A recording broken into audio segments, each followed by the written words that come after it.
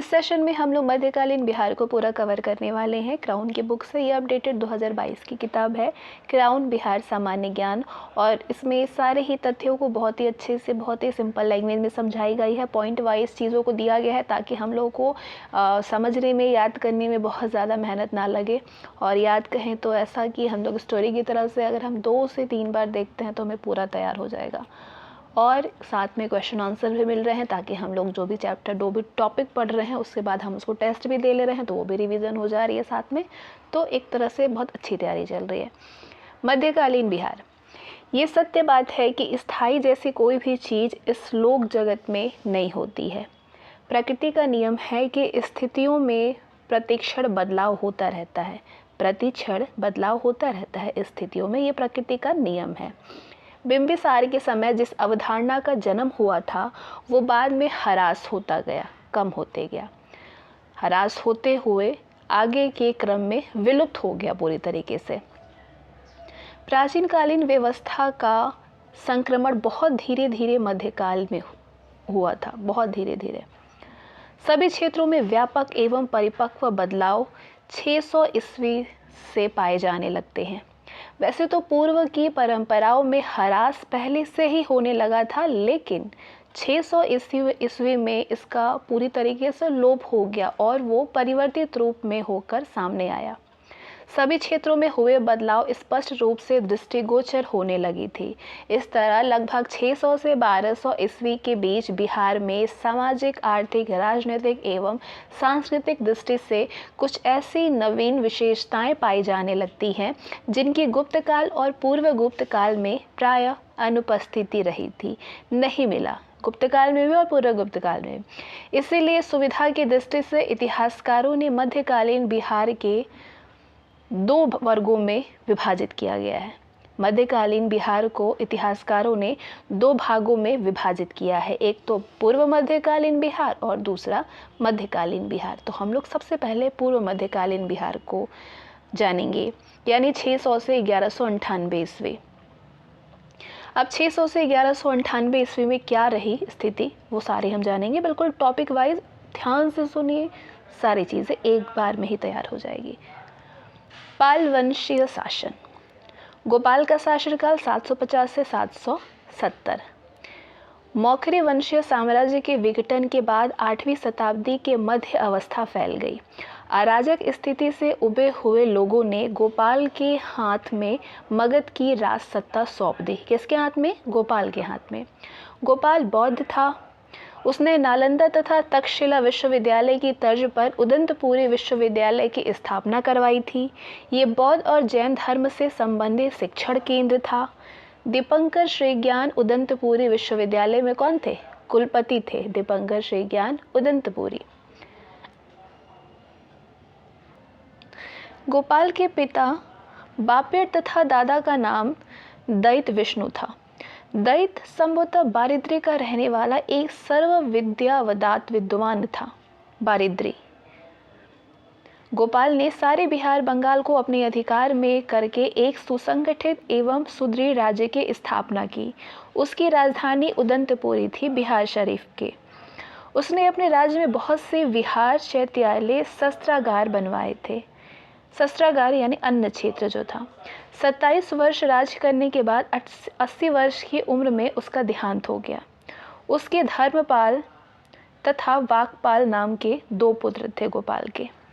तो आइए 770 से धर्मपाल के बारे में जानेंगे 810 तक।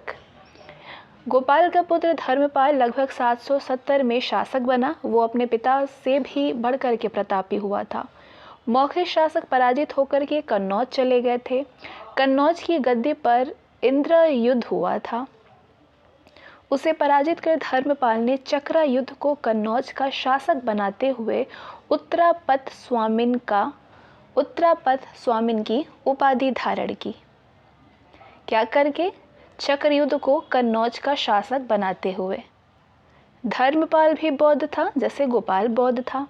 उसने अनेक मठ व बौद्ध विहार बनवाए। उसकी शिक्षा दीक्षा उदंतपुरी विश्वविद्यालय में आचार्य दीपंकर श्री ज्ञान के निदेशन में हुआ था। उसने अपने पिता का अनुसरण करते हुए चंपा भागलपुर के पास में विक्रमशिला महाविहार की स्थापना की। यहाँ छात्र वज्रयानी शिक्षा प्राप्त करते थे। विश्वविद्यालय प्रबंधन के लिए 200 गांव दान में दिया गया था। आचार्य ज्ञानपाद विश्वविद्यालय में कुलपति थे। आचार्य ज्ञानपाद मगध के राजपुरोहित भी थे। इन्होंने मंत्र वज्राचार्य की अध्ययन परंपरा को विकसित किया था। राजपुरोहित ज्ञानपाद ने मंत्रयान पर आधारित गुह्य समास तंत्र नामक ग्रंथ की रचना भी की थी। धर्मपाल ने आचार्य ज्ञानपाद से तंत्र मंत्र का ज्ञान प्राप्त किया था। नालंदा अभिलेख के अनुसार धर्मपाल ने परमेश्वर परम भट्टारक द्वारा महाराजा धीराज जी की उपाधि धारण की। इतने बड़े बड़े नाम रहते हैं। परम भट्टारक। धर्मपाल ने 40 वर्षों तक शासन किया था टोटल। देवपाल 810 से 850 ईस्वी। धर्मपाल के 2 पुत्र थे, भुवनपाल और देवपाल। हम बात कर रहे हैं देवपाल के बारे में। धर्मपाल के बाद देवपाल मगध का शासक बना। राज्यपाल उनका सेनापति था। उसने मुंगेर को अपनी राजधानी बनाया। देवपाल बौद्ध धर्म के आश्रयदाता के रूप में प्रसिद्ध हुआ था। जावा सुमात्रा के शासक बालपुत्र के आग्रह पर बोध गया में उसके विहार के लिए 5 गांव अनुदान दिए थे उसने। बराह और दौलतपुर अभिलेख के अनुसार उसने प्रतिहार शासक रामभद्र को पराजित किया था। चचेरा भाई जयपाल उसका सेनापति था। देवपाल के पिता धर्मपाल ने कन्नौज पर विजय प्राप्त की थी, परंतु देवपाल के शासनकाल में कन्नौज उसके हाथ से निकल चुका था। कन्नौज की सीमा मिहिर भोज के समय शाहाबाद तक थी। अपने नाम से उसने वहां पे भोजपुर किले की स्थापना करवाई थी। उसी भोजपुर किले के नाम से आज पश्चिमी बिहार के लोग अपने को भोजपुरी कहते हैं। उसके शासनकाल में नालंदा और विक्रमशिला विश्वविद्यालय का काफ़ी विकास हुआ था। तारानाथ ने देवपाल को बौद्ध धर्म का पुनर्संस्थापक कहा है। उसके समय में नालंदा के पीठ स्थविर आचार्य वीरदेव थे, जो कि नगरहार जनपद, जो कि वर्तमान में जलालाबाद अफगानिस्तान में है, वो नगरहार जनपद के थे। वीरदेव। बौद्ध कवि वज्रदत्त देवपाल का दरबारी कवि था, जिसने कि लोकेश्वर शतक की रचना की थी। इसके बाद विग्रहपाल प्रथम 850 से 854 ईस्वी। महज 4 वर्ष। देवपाल के बाद पाल नरेश कौन हुआ था, इस संबंध में इतिहासकार एक मत नहीं है। एक मत ये भी है कि विग्रहपाल का पिता जयपाल था। देवपाल का चचेरा भाई और सेनापति भी जयपाल था। देवपाल के पुत्र राजपाल को मार करके विग्रहपाल शासक बन गया। बादल स्तंभ अभिलेख के अनुसार देवपाल के बाद शूरपाल राजा बना, परंतु विद्वानों ने ये भी बताया है कि विग्रहपाल का नाम ही शूरपाल था। विग्रहपाल शूरपाल का शासनकाल मात्र 4 वर्षों का रहा था। उसने राजसूय यज्ञ किया था। नारायणपाल 854 से 915 ईस्वी। विग्रहपाल का पुत्र नारायणपाल अपने पिता के जीवितावस्था में ही राजा बन गया। वो एक कमजोर शासक था, उसे राष्ट्रकूटों का दबाव सहना पड़ा था। राज्यपाल 915 से 940 ईस्वी। नारायणपाल के बाद उसका पुत्र राज्यपाल शासक बना। राज्यपाल की पत्नी भाग्य देवी राष्ट्रकूट के शासक तुंग देवी की पुत्री थी। भाग्य देवी। इसके शासनकाल में शांति का वातावरण रहा था राज्यपाल के। इसके बाद गोपाल द्वितीय 980 ईस्वी। राज्यपाल का बेटा गोपाल द्वितीय शासक था। नालंदा और बोधगया के अभिलेखों से इसकी पुष्टि होती है। उसने 17 वर्षों तक शासन किया था। विग्रहपाल द्वितीय गोपाल के बाद उसका पुत्र विग्रहपाल द्वितीय गद्दी पर बैठा। इस शासक के बारे में ठोस जानकारी तो नहीं मिलती है। उसने कोई भी सैनिक अभियान नहीं किया था। महिपाल प्रथम 988 से 1038 ईस्वी। विग्रहपाल द्वितीय का पुत्र महिपाल प्रथम शासक बना। इसे पाल वंश का द्वितीय संस्थापक माना जाता है। नालंदा अभिलेख के अनुसार वो बौद्ध था। उसने प्राचीन बौद्ध विहारों की मरम्मत कराई थी। उसने परम भट्टारक, महाराजाधिराज, परमेश्वर और परम सौगत की उपाधि धारण की थी। किसने? महिपाल ने। गांगेय देव कलचुरी और चोलों का आक्रमण उसके समय में ही हुआ था। गांगेय, कलचुरी और चोलों का। नयपाल 1038 से 1055 ईस्वी। महिपाल प्रथम के बाद उसका पुत्र नयपाल गद्दी पर बैठा। उसने 15 वर्षों तक शासन किया। विग्रहपाल तृतीय 1055 से 1097 ईस्वी। जयपाल के बाद विग्रहपाल तृतीय राजा बना। इसने राज्य का विस्तार नहीं कर सका था।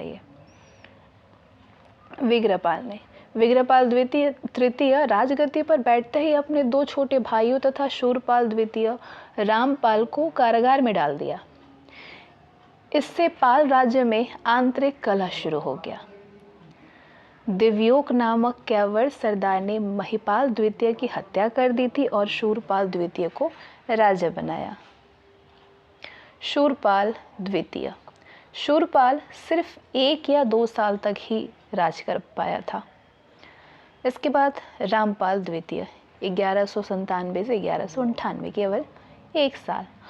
अपने दूसरे भाई शूरपाल द्वितीय के बाद रामपाल गद्दी पर बैठा। उसके समय में आंतरिक कलह अधिक थी। कैवर सामंतों से भी उससे सामना करना पड़ा था। परिणाम स्वरूप जहां मौका मिला सामंत अपने को स्वतंत्र घोषित करते गए।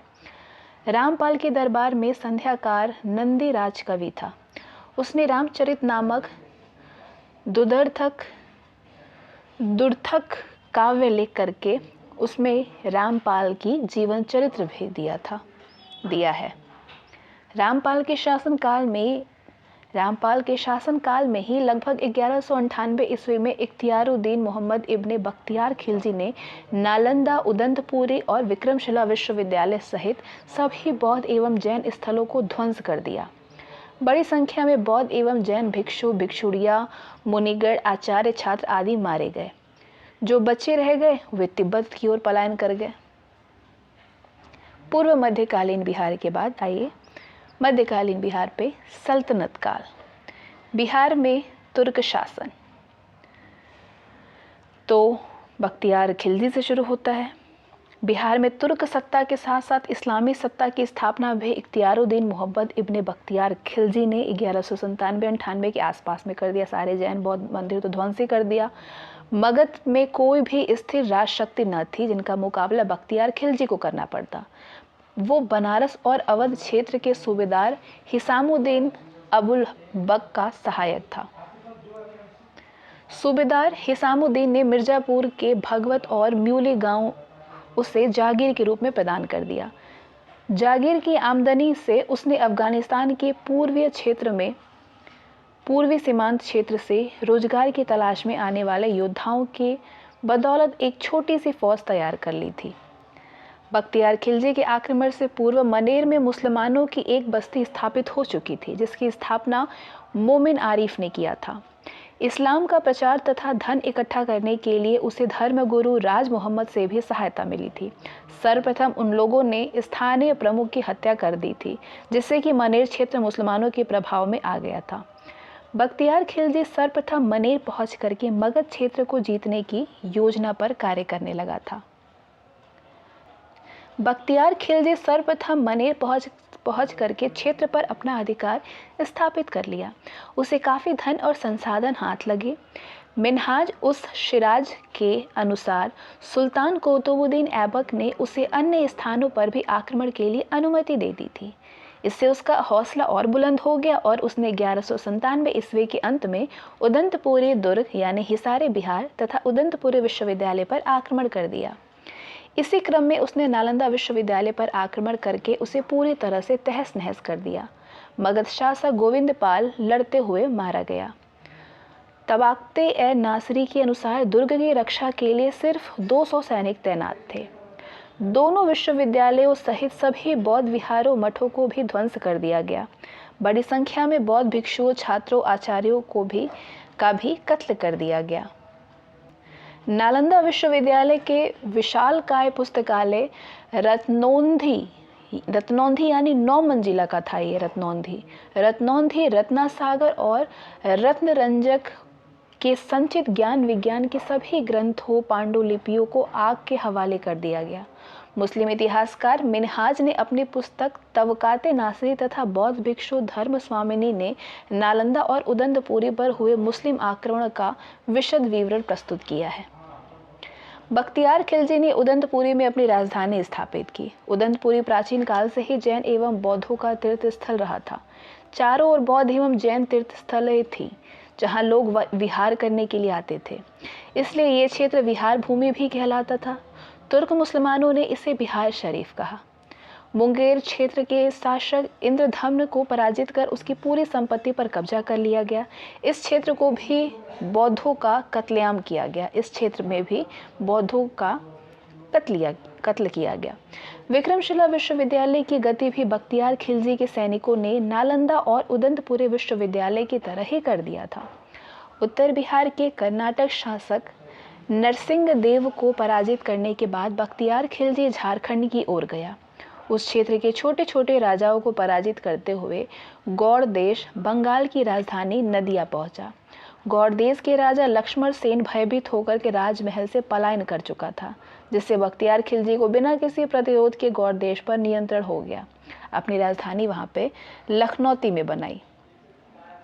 बख्तियार खिलजी का एक सैनिक अधिकारी अली मर्दान खान ने धोखे से देवकोट के सैनिक शिविर में उसकी हत्या कर दी।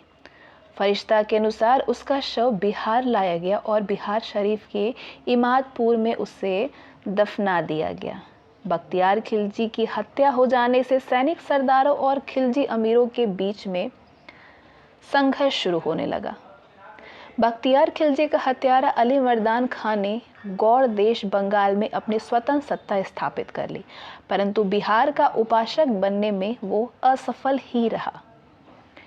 बख्तियार खिलजी के प्रशासनिक प्रबंध की जानकारी रियाज उस सलातीन और तबाकत ए नासरी से प्राप्त होती है। उसने जीते हुए क्षेत्र में मस्जिद और मदरसे आदि स्थापित किए। 1210 ईस्वी में पोलो खेलते समय घोड़े से गिर करके सुल्तान कुतुबुद्दीन ऐबक की मृत्यु हो गई। उसका पुत्र आराम शाह दिल्ली का सुल्तान बना। वो अयोग्य नवयुवक था, इसलिए शासक वर्ग 2 खेमों में विभक्त हो गए। काजी कुतुबुद्दीन के दामाद इल्तुतमिश को सुल्तान बनाना चाहते थे। कौन? काजी। आराम शाह और इल्तुतमिश के बीच में युद्ध हुआ। आराम शाह युद्ध में पराजित हुआ। विजेता इल्तुतमिश दिल्ली का सुल्तान बना। आराम शाह का शासन मात्र 8 माह चला। इस बीच बिहार में अराजकता फैल गई। इस अराजकता में बिहार में एक नई राजनीतिक परिस्थिति उत्पन्न कर दी। इल्तुतमिश के शासनकाल में कैसा था बिहार? इल्तुतमिश का पूरा नाम शम्सुद्दीन इल्तुतमिश था। शम्सुद्दीन इल्तुतमिश। वो मध्य एशिया के इल्बारी कबीले का तुर्क था। इस समय इल्तुतमिश गद्दी पर बैठा। जिस समय इल्तुतमिश गद्दी पर बैठा, उस समय दिल्ली सल्तनत का अस्तित्व खत्म होने की स्थिति में था। बिहार और बंगाल दिल्ली सल्तनत से पृथक हो गए थे, अलग हो गए थे। इल्तुतमिश में कुछ समय आंतरिक दुष्कर्म में फंसा रहा। जालौर, रणथंभौर, अजमेर, ग्वालियर, दोआब आदि तुर्कों की आंतरिक कमजोरी का फायदा उठा करके स्वतंत्र अस्तित्व बना लिया था। दिल्ली पर मंगोल आक्रमण का भय था। ऐसी स्थिति में वो बिहार की ओर ध्यान भी नहीं दे पा रहा था। उसकी इच्छा थी कि तुर्क सुल्तान के अधीन क्षेत्र पुनः उसके गुलाम हो जाएं। इल्तुतमिश ने जब अपनी स्थिति मजबूत कर ली तो उसने पूर्वी प्रांतों की ओर ध्यान दिया। मिनहाजुल शिराज ने उल्लेख किया है कि उसने लखनौती में कई बार सैनिक अभियान चलाया था। 1295 ईस्वी में वो स्वयं एक विशाल सेना के साथ चल पड़ा था। बिहार बंगाल के उपशासक हुसामुद्दीन ऐवाज बिना लड़े ही अधीनता स्वीकार कर ली। तुर्किस्तान के शहजादा इजुल मुल्क अलाउद्दीन जानी को बिहार का सूबेदार बनाया गया। सुल्तान के बिहार से लौटते ही हुसामुद्दीन ऐवाज वापस आ गया और तिरहुत के राजा नरसिंह देव की सहायता से बिहार की सत्ता प्राप्त कर लिया। अलाउद्दीन जानी ने इल्तुतमिश के बड़े शहजादा और अवध के उपशासक और इल्तुतमिश के बड़े शहजादा नासिरुद्दीन मुहम्मद ने 1226 ईस्वी में ऐवाज को लखनौती में हराया। ऐवाज को कत्ल कर दिया गया था। ऐवाज का लखनौती में ऐवाज का एक संबंधी इख्तियारुद्दीन बलका ने विद्रोह कर दिया, इसलिए इल्तुतमिश को 1230 में दूसरी बार लखनौती में सेना भेजनी पड़ी थी। बलका खां युद्ध में मारा गया। इल्तुतमिश ने बिहार और बंगाल को पृथक करके अलग अलग सूबेदार नियुक्त कर दिए। मलिक सफयुद्दीन ऐबक को बिहार का उपशासक नियुक्त किया गया। मलिक सफयुद्दीन ऐबक को। इल्तुतमिश की मृत्यु अप्रैल 1236 ईस्वी में हुई। बिहार के अन्य तुर्क शासक के बारे में जानेंगे। इल्तुतमिश के पुत्र योग्य नहीं थे, इसलिए अपनी पुत्री रजिया को सुल्तान बनाना चाहा। ये मुस्लिम कानून की भावनाओं के बिल्कुल ही विरुद्ध था। इल्तुतमिश की मृत्यु के पश्चात रुकनुद्दीन फिरोज सुल्तान बना। रुकनुद्दीन, परंतु फिरोज का भाई गयासुद्दीन ने विद्रोह कर दिया। फिरोज को दिल्ली से भागना पड़ा। इस बीच रजिया सुल्तान गद्दी पर बैठी।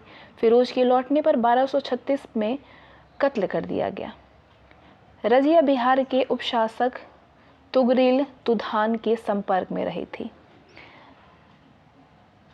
इज्जुद्दीन अब्दुल फतह तुगरिल तुघान इल्तुतमिश का गुलाम था। सैफुद्दीन ऐबक को बंगाल तबादले पर वो बिहार का सूबेदार बन गया।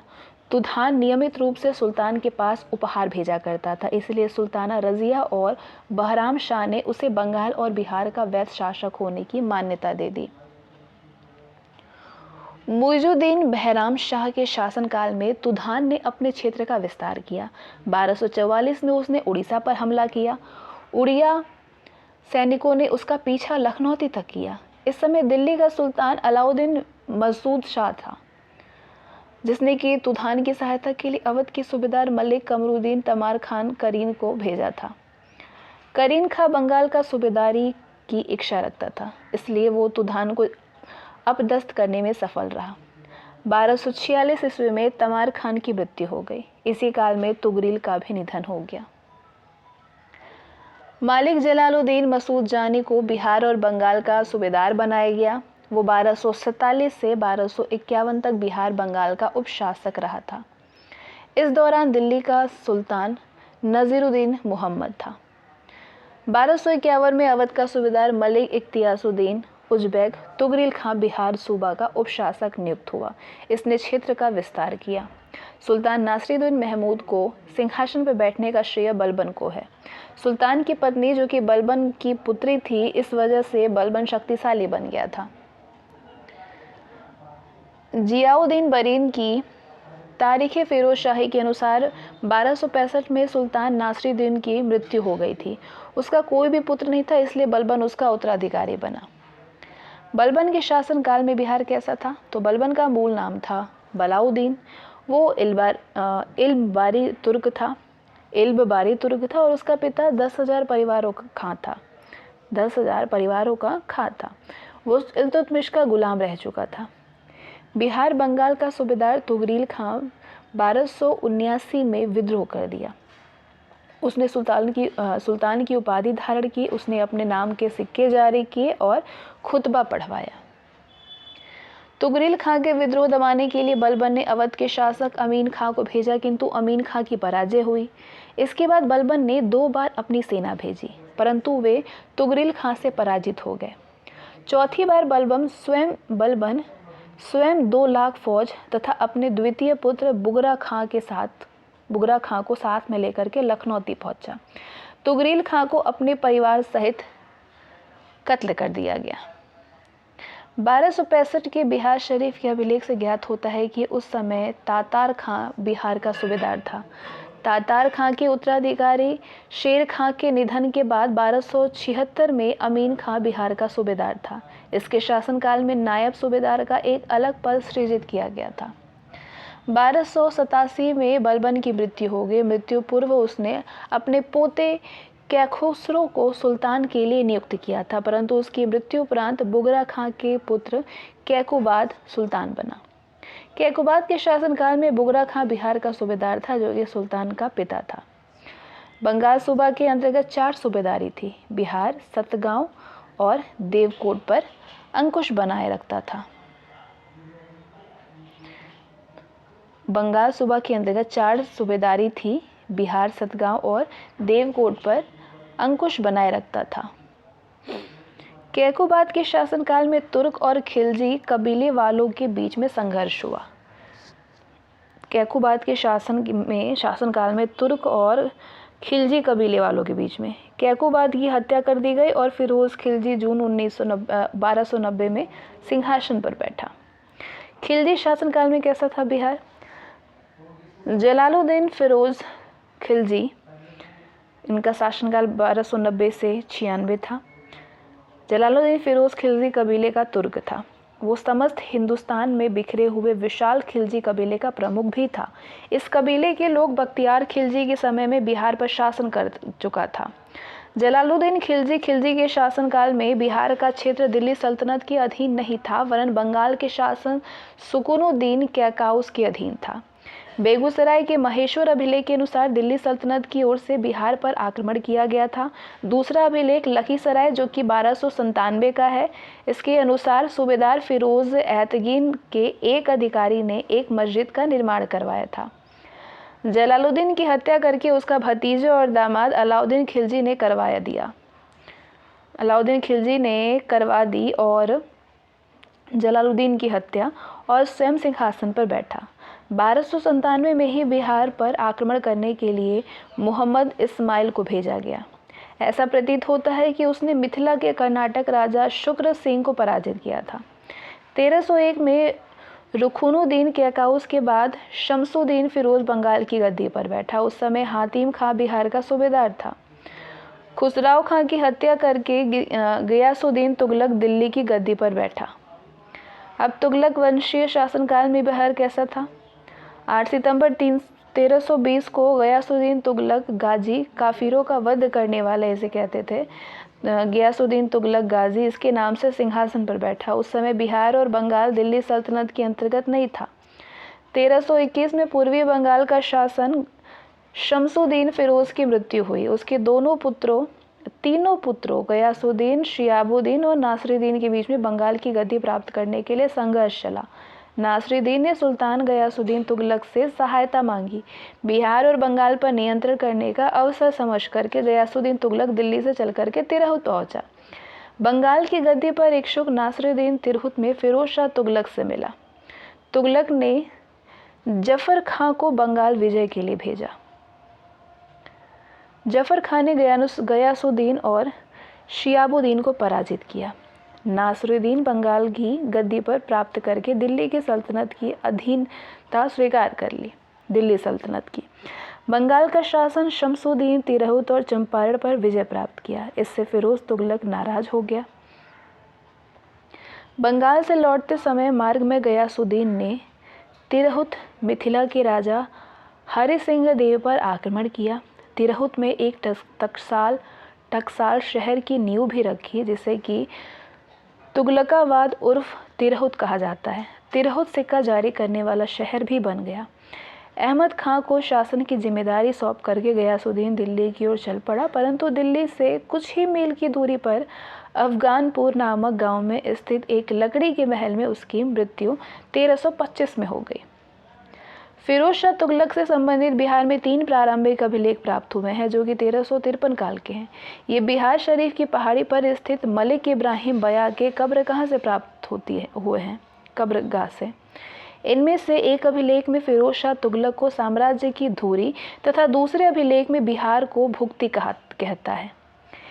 एक जहानाबाद से और 2 अभिलेख बिहार शरीफ से प्राप्त हुए हैं। एक अभिलेख जहानाबाद से और 2 बिहार शरीफ से। राजगीर के जैन मंदिर में संस्कृत में एक अभिलेख है, जिसमें कि सुल्तान फिरोज तुगलक को नेकी का रक्षक बताया गया है। फिरोज शाह तुगलक से संबंधित बिहार में 3 प्रारंभिक अभिलेख प्राप्त हुए हैं, जो कि 1353 काल के हैं। तिरपन के हैं। ये बिहार शरीफ की पहाड़ी पर स्थित मलिक इब्राहिम बया के कब्रगाह से प्राप्त हुए हैं। इनमें से एक अभिलेख में फिरोज तुगलक को साम्राज्य की धुरी और दूसरे अभिलेख में बिहार को भुक्ति कहता है। एक जहानाबाद से और 2 अभिलेख बिहार शरीफ से प्राप्त हुए हैं। राजगीर के जैन मंदिर से संस्कृत में एक अभिलेख है और जिसमें कि सुल्तान फिरोज तुगलक को नेकी का रक्षक बताया गया है।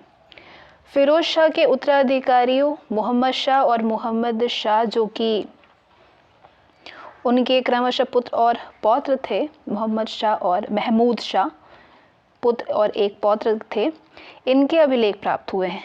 मोहम्मद शाह का अभिलेख बिहार शरीफ के एक ध्वस्त मस्जिद से मिला हुआ है जो कि 1396 ईस्वी का है। दूसरा अभिलेख बिहार शरीफ की छोटी तकिया में है। मुल्ला ताकिया के अनुसार मोहम्मद बिन तुगलक के काल में तिरहुत का नाम बदल कर ये तुगलकपुर कर दिया गया था। तुगलक कालीन अरबी लेखक इब्ने बदउल्ला ए उमरी ने बिहार की चर्चा मोहम्मद बिन तुगलक साम्राज्य के एक क्षेत्र के रूप में किया है। तुगलक कालीन अरबी लेखक इब्ने फदउल्ला ए उमरी ने बिहार की चर्चा मोहम्मद बिन तुगलक साम्राज्य के एक क्षेत्र के रूप में किया है। तुगलक वंश की तरह सैयद वंश के शासक खिज्र खां, मुबारक शाह, मोहम्मद शाह, अलाउद्दीन शाह की स्थिति भी अच्छी नहीं रही थी। इस बीच शर्की वंश की स्थापना हो गई। शर्की वंश की जौनपुर एवं दिल्ली के बीच में संघर्ष की शुरुआत हो गई। अंतिम शर्की शासक हुसैन शाह के समय में बिहार की संघर्ष की भेंट चढ़ गई। बिहार भी संघर्ष की भेंट चढ़ गई। अंतिम शर्की शासक हुसैन शाह शर्की के समय में, इनका काल था 1458 से 1505। 1479 में जौनपुर पर लोदी वंश का अधिकार हो गया। शर्की शासन बिहार में शरण ले ली। इसी संघर्ष के परिणाम स्वरूप बिहार में नुहानी वंश का प्रादुर्भाव हुआ। शर्की शासन में बिहार कैसा था?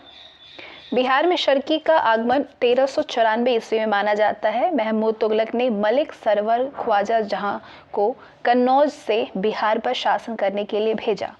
बीकानेर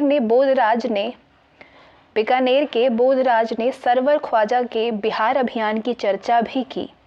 सरवर और शाहबाद ने उज्जैनियों के बीच में चौसा घाट में मुठभेड़ हुई थी, जिसमें कि महाराज हरराज मारे गए थे। मुसलमानों का भोजपुर पर आधिपत्य हो गया।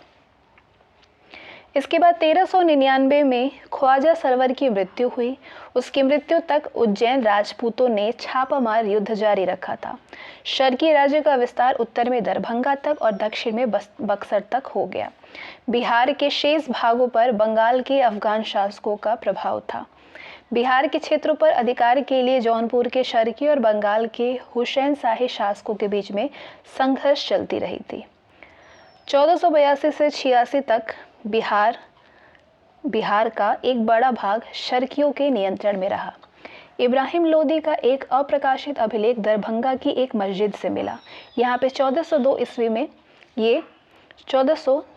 में लिखा गया था। इब्राहिम शर्की के उत्तराधिकारी महमूद शाह के 3 अभिलेख मिले हैं। पहला अभिलेख 1443 ईस्वी का है। पहला अभिलेख, इसमें बिहार के भुक्ति नासिर इब्न बाहा का नाम है। अन्य 2 अभिलेख 1455 ईस्वी का है जो कि एच अहमद बल्खी लंगर का है। अंतिम शासक हुसैन शाह शर्की का एक अभिलेख मिला है जिसमें कि हरी तहखानदार इमारत के निर्माण का जिक्र है। यह अभिलेख 1486 ईस्वी का है। दिल्ली में लोदियों के शासन की स्थापना के बाद शर्की और लोदियों के बीच संघर्ष शुरू हो गए। बहलोक लोदी ने 1484 में ही जौनपुर पर अधिकार कर लिया। सिकंदर शाह की एक महत्वपूर्ण उपलब्धि बिहार की विजय थी। वो जौनपुर में अपनी सत्ता स्थापित की थी उसने। हुसैन शाह शर्की बिहार में था और जौनपुर सत्ता प्राप्ति के लिए आक्रमण किया, लेकिन पराजित होकर के पटना भाग आया। फिर वहां से बंगाल के सुल्तान के पास चला गया। सिकंदर शाह ने पटना पहुंच करके बिहार को सल्तनत में शामिल कर लिया। तिरहुत के राजा ने भी अधीनता स्वीकार कर ली। बिहार शरीफ स्थित लोदी अभिलेख के अनुसार सिकंदर लोदी ने 1495-96 में बंगाल के हुसैन शाह शर्की को पराजित करके दरिया खान नुहानी को बिहार का उपासक नियुक्त किया। इन दोनों के संघर्ष के परिणाम स्वरूप ही बिहार में नुहानी वंश का उदय हुआ। तो अब हम जानेंगे बिहार में नुहानी शासन के बारे में। सिकंदर लोदी जब सुल्तान बना तो उसका भाई बारबक्श शाह, जो कि उस समय जौनपुर का उपासक था, उसने विद्रोह कर दिया और बिहार में शरण ले ली। इस समय तिरहुत एवं सारण में जमींदार भी विद्रोही रुख अख्तियार किए हुए थे। बंगाल का शासक भी सिकंदर लोदी को चुनौती दे रहा था, तो इसलिए सिकंदर लोदी को बिहार की ओर अभियान करना पड़ा। सिकंदर लोदी के बिहार अभियान के परिणाम स्वरूप बंगाल के शासक अलाउद्दीन हुसैन शाह के साथ में संधि हो गई एवं मुंगेर दोनों के बीच का सीमा निर्धारित हो गई। वहीं तिरहुत एवं सारण के जमींदारों ने भी अधीनता स्वीकार कर ली। बंगाल का शासक ने सिकंदर के शत्रुओं को शरण न देने का वायदा भी किया। हुसैन शाह सरकी ने बिहार पर आक्रमण कर दिया। दरिया खान ने 2 महीने तक उसका सामना किया और उसकी योजना को असफल कर दिया।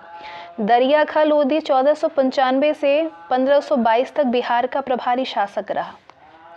21 नवंबर 1570 को सिकंदर लोदी की मृत्यु हो गई। उसका पुत्र इब्राहिम लोदी सिंहासन पर बैठते ही बिहार का शासक दरिया खां नुहानी अपने को स्वतंत्र करने के उपाय करने लगा, क्योंकि इब्राहिम लोदी ने अनेक पुराने अधिकारियों की हत्या करवा दी थी।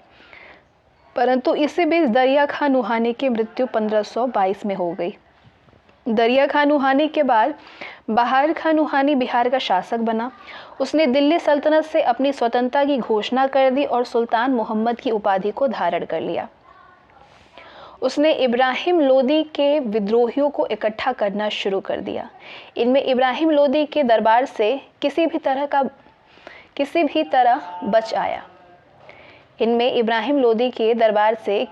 तरह से बच आया उमरा बहार खां प्रमुख था। किसी तरह बचाया उमरा बहार खां प्रमुख था। बहार खां 1 लाख से अधिक सैनिक इकट्ठा कर लिया।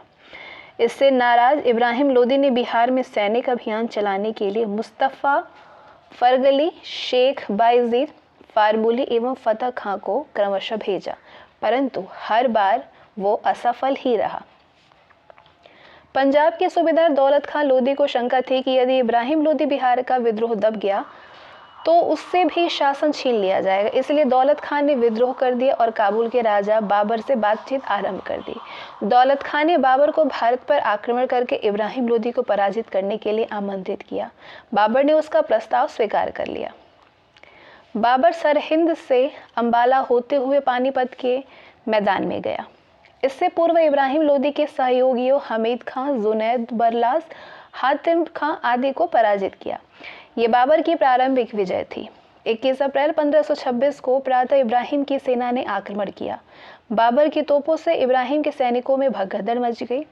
दोपहर तक इब्राहिम लोदी पूर्ण रूप से परास्त हो गया। विजय के उपरांत बाबर ने हुमायूं को आगरा पर तथा अपने बहनोई मेहदी ख्वाजा को दिल्ली पर अधिकार करने के लिए भेज दिया।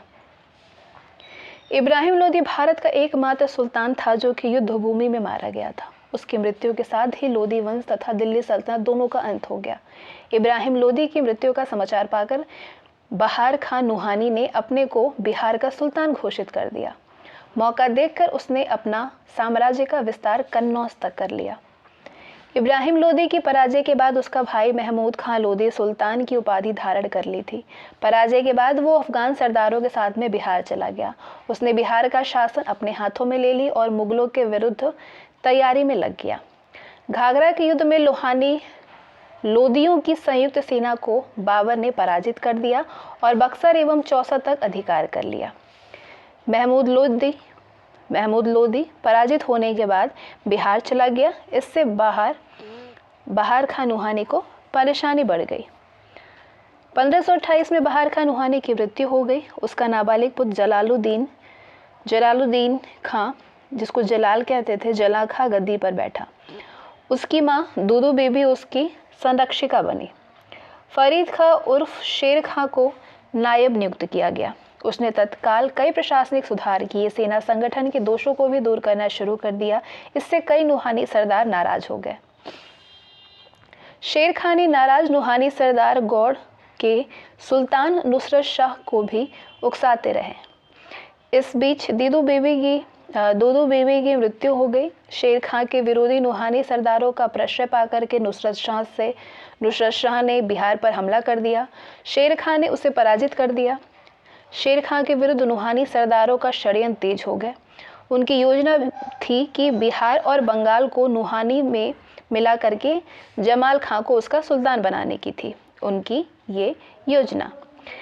इससे अफगानों की शक्ति भी बढ़ जाती। बंगाल का सुल्तान नुसरत शाह की शह पाकर के नुहानी सरदारों ने नाबालिग जलाल खां को लेकर के बंगाल चले गए। इससे शेर खां को फायदा हो गया। अवसर पाते ही शेर खां ने हजरत आला की उपाधि को धारण कर लिया और 1530 से बिहार में शासन करना शुरू कर दिया। 1495 से 1528 तक के नुहानी शासन काल में बिहार यानी जो दक्षिणी क्षेत्र था वो दिल्ली और बंगाल के बीच एक मध्यवर्ती राज्य के रूप में रहा। शेर खां के कौन कौन से अभियान थे? बिहार का सुल्तान बनते ही अपने को मुगल बादशाह हुमायूं का सामंत प्रकट करने का दिखावा किया। वो प्रजा की भलाई के लिए कई कार्य करना चाहता था और प्रशासन में भी सुधार करना चाहता था, परंतु इन सब से पहले वो बंगाल का सुल्तान महमूद शाह से निपट लेना चाहता था। सुल्तान नुसरत शाह की मृत्यु 1532 के अंत में हुई थी और उसके लड़कों को मार करके सुल्तान नुसरत का छोटा भाई महमूद शाह बंगाल का सुल्तान बन गया। वो शेर खां के विरोधियों को भी अपने यहाँ पे प्रश्रय दे रखा था। शेर खां अपने सैनिकों के साथ बंगाल की ओर कूच किया। उस समय हुमायूं गुजरात के युद्ध में व्यस्त था। हुमायूं ने मुगल परंपरा अनुसार अपने भाई अस्करी को संबल गुजरात की सत्ता सौंपी थी, परंतु वो अफगानी सरदार बहादुर शाह से पराजित होकर के आगरा भाग गया। हुमायूं युद्ध में व्यस्त था, तभी उसे सूचना मिली कि शेर खां ने बंगाल पर चढ़ाई कर दी है। वहां का सुल्तान महमूद शाह ने हुमायूं के पास मदद के लिए पत्र भेजा, परंतु हुमायूं उस समय विशेष मदद नहीं कर सकता था। शेर खां के लिए आवश्यक था कि सुल्तान महमूद शाह को मुगलों का सहयोग मिले, इसके पहले वो अपने पुराने विरोधी से निपट ले। शेर खां ने महमूद शाह और नुहानी अफगानों के संयुक्त सेना को पराजित करके बंगाल पर विजय प्राप्त कर ली। दिसंबर 1537 ईस्वी में शेर खां को सूचना मिली कि हुमायूं गुजरात जीत करके बंगाल की ओर कूच कर चुका है। ऐसी स्थिति में वो बंगाल को अपने विश्वस्त सरदारों को मातहत किया और चुनार किले को बचाने के लिए वहां से रवाना हो गया। चुनार पहुंचने से पहले वो अपने परिवार की सुरक्षा प्रबंध भी कर लेना चाहता था, इसीलिए सासाराम के दक्षिण रोहतास के पहाड़ी गढ़ में, जो कि एक हिंदू राजा के अधिकार में था, उससे अपने परिवार के लिए किले में आश्रय मांगा। वो मुसीबत के समय भी वहां शरण ले सकता था। शेर खां के चुनार पहुंचने से पहले हुमायूं 9 जनवरी 1538 को चुनार पर अधिकार कर लिया। चुनार जीतने के बाद हुमायूं बंगाल की ओर कूच किया। गौड़ किला बंगाल के पतन के बाद बंगाल का सुल्तान महमूद शाह वहां से भाग करके हुमायूं से मिलने के लिए बिहार चला आया। हुमायूं उन दिनों मनेर के निकट दवेशपुर के मुगल सैनिक शिविर में था। दोनों बंगाल की ओर रवाना हो गए। शेर खां को जब पता चलता है कि वो तेज गति से झारखंड के रास्ते बंगाल की ओर बढ़ा, शेर खां को जब पता चला तो वो तेज गति से झारखंड के रास्ते बंगाल की ओर बढ़ गया। जाने के क्रम में उसने तेलियागढ़ी किले पर कब्जा कर लिया। अपने पुत्र जलाल खां को मुगलों को रोकने के लिए उसे छोड़कर जून 1538 में गौड़ पहुंचा और वहां के खजाने पर कब्जा कर लिया। हुमायूं के पहुंचने के पूर्व गौड़ किले को उसके लिए छोड़कर रोहतास पहुंचा। इसी क्रम में उसने बिहार और अवध पर पूरी तरह से नियंत्रण कर लिया। इससे हुमायूं का दिल्ली आगरा से संबंध कट गया। हुमायूं बंगाल को जीत करके वहां से बिहार होता हुआ आगरा की ओर रवाना हुआ। शेर खां ने कर्मनाशा नदी पर बक्सर के पास स्थित चौसा गांव में हुमायूं का रास्ता छेका। दोनों सेनाएं लगभग 3 महीने तक आमने सामने खड़ी हुई। अप्रैल से लेकर के जून तक 1539 में हुमायूं ने संधि का रास्ता अपनाया, परंतु शेर खां गोल मटोल बातें कर रहा था और युद्ध की तैयारी में लगा रहा। दरअसल वो वर्षा ऋतु की प्रतिरक्षा कर रहा था। मुगल सेना का सैनिक शिविर नीचे के भाग में थी, जबकि अफगानी ऊंचे स्थान पर थे। तो वर्षा होते सैनिक शिविरों में सैनिक शिविरों में पानी घुस आया, तो तोप खाने, गोला बारूद आदि सब ही नाकाम हो गए। शेर खां की योजना काम कर गया। स्थिति का लाभ उठा करके 26 जून 1539 को शेर खां ने रात्रि पहर मुगलों पर आक्रमण कर दिया। शेर खां के अचानक आक्रमण से मुगल सेना में भगदड़ मच गई। हुमायूं निजाम नामक एक भिश्ती की सहायता से गंगा पार करके अपनी जान बचा पाया। शेर खां के हाथों हुमायूं की ये पहली पराजय थी। हुमायूं किसी तरह आगरा पहुंच पाया, किसी भी तरह अपने भाइयों को इसकी सूचना दी। चौसा में हुमायूं को पराजित करने के बाद शेर खां ने स्वयं को हिंदुस्तान का सुल्तान घोषित कर दिया और शेर सुल्तान आदिल की उपाधि धारण कर ली। इसके बाद शेर खां शेरशाह के नाम से जाना जाने लगा। हुमायूं को चौसा के युद्ध में पराजित करने के बाद शेरशाह ने अपने पुत्र जलाल खां को बंगाल फतह करने के लिए भेजा। जलाल खां ने मुगल उपासक जहांगीर बेग को पराजित किया। फरवरी 1540 में शेरशाह ने अपने पुत्र कुतुब खां को हुमायूं के विरुद्ध अफगान सरदारों एवं पुराने शासकों से सहयोग प्राप्त करने के लिए चंदेरी की ओर भेजा। वापसी के समय कन्नौज की कालपी के निकट मुगल सैनिकों ने कुतुब खां को घेर लिया और मार डाला। कुतुब खां के मारे जाने से शेरशाह क्रोधित होकर के कन्नौज पहुंचा। गंगा नदी के उस पार बिलग्राम पहुंच करके उसने हुमायूं की सेना को रोका। 17 मई 1540 को दोनों के बीच में युद्ध हुआ। कन्नौज में भी हुमायूं ने 1 महीने तक युद्ध प्रारंभ ही नहीं किया था। कन्नौज के युद्ध में हुमायूं पुनः शेर खां से पराजित हो गया। इस तरह कन्नौज के युद्ध में अफगान राज की स्थापना का मार्ग भी प्रशस्त कर दिया। कन्नौज विजय के साथ शेर खां आगरा और दिल्ली का स्वामी बन गया। हुमायूं पराजित होने के बाद कंधार अफगानिस्तान की ओर प्रस्थान किया, परंतु उसके भाई कामरान का सूबेदार अस्करी ने उसका रास्ता रोका। तब हुमायूं मारवाड़ के राजा मालदेव के आमंत्रण पर वहां जाने लगा, परंतु बीच रास्ते में उसने विचार बदल दिया और अमरकोट के राजा की शरण में चला गया। 15 अक्टूबर 1542 को अकबर का जन्म अमरकोट में हुआ था। उसके साथ उस समय कुछ भी नहीं था।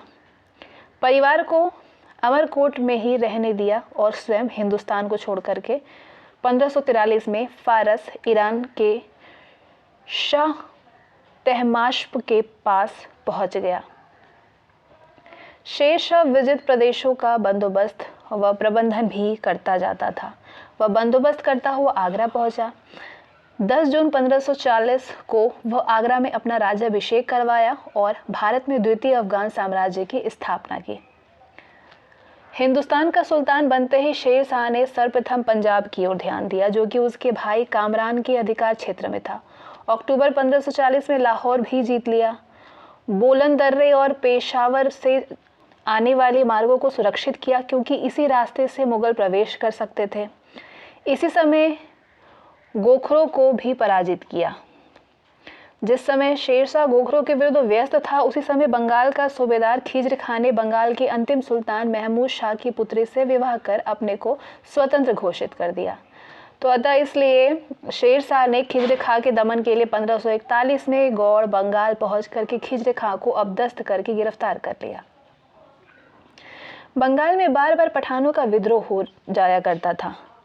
बंगाल में विद्रोह की पुनः आशंकाओं को समाप्त करने के लिए शेरशाह ने यहाँ पे नई शासन व्यवस्था स्थापित की।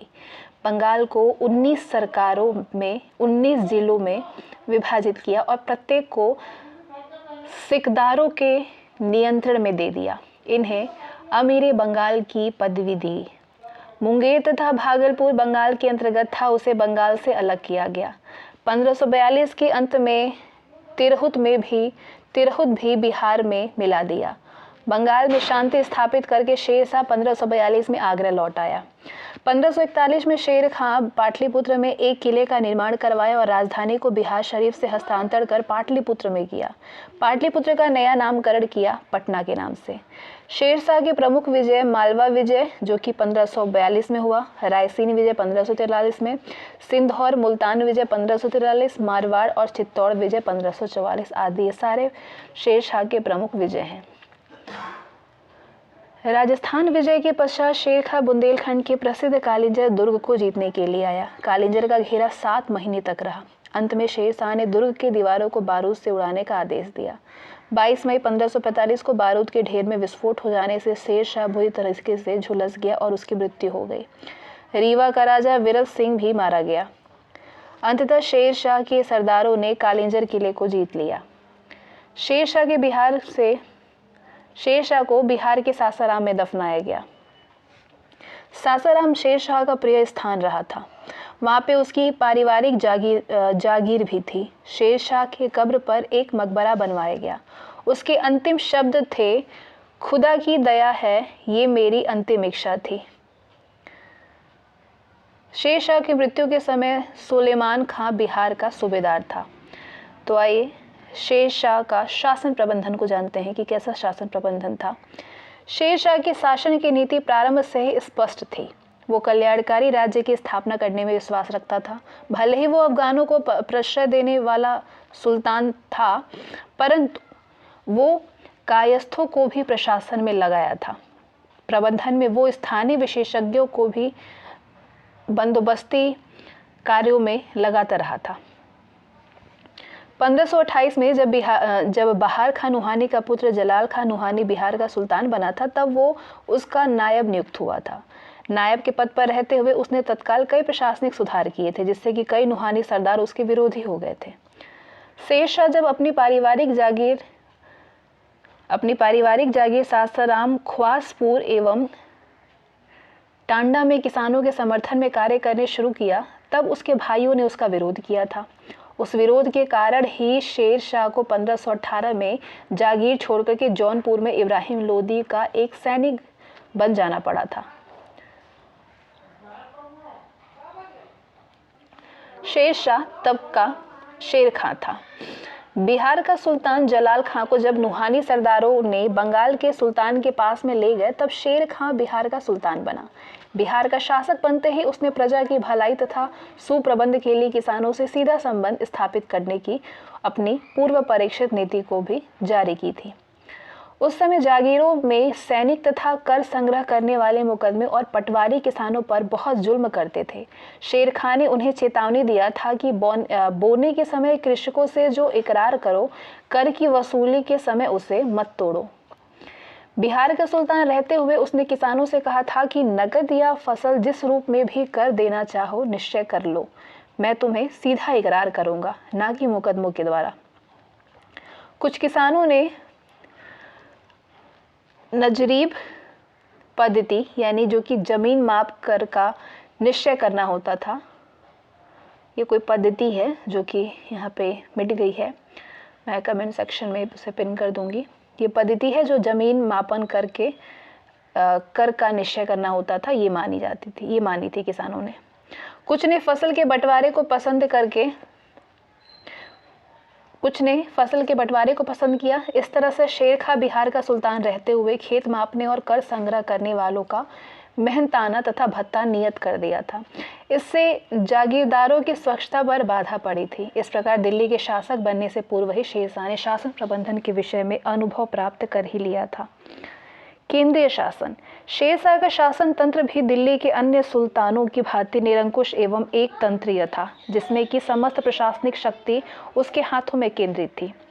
केंद्रीय प्रशासन चलाने के लिए 4 विभाग थे। कौन कौन से? दीवाने विजारत, दीवाने आरीस, दीवाने रसालत, दीवाने इंशा। इन 4 विभागों के अतिरिक्त दीवाने काजा एक न्याय विभाग होता था, दीवाने बरीद गुप्तचर विभाग होता था आदि भी थे। प्रांतीय प्रशासन। प्रांतों के स्वरूप तथा प्रशासन में एक रूपता नहीं थी, फिर भी शेर शाह का नियंत्रण सबों पर था।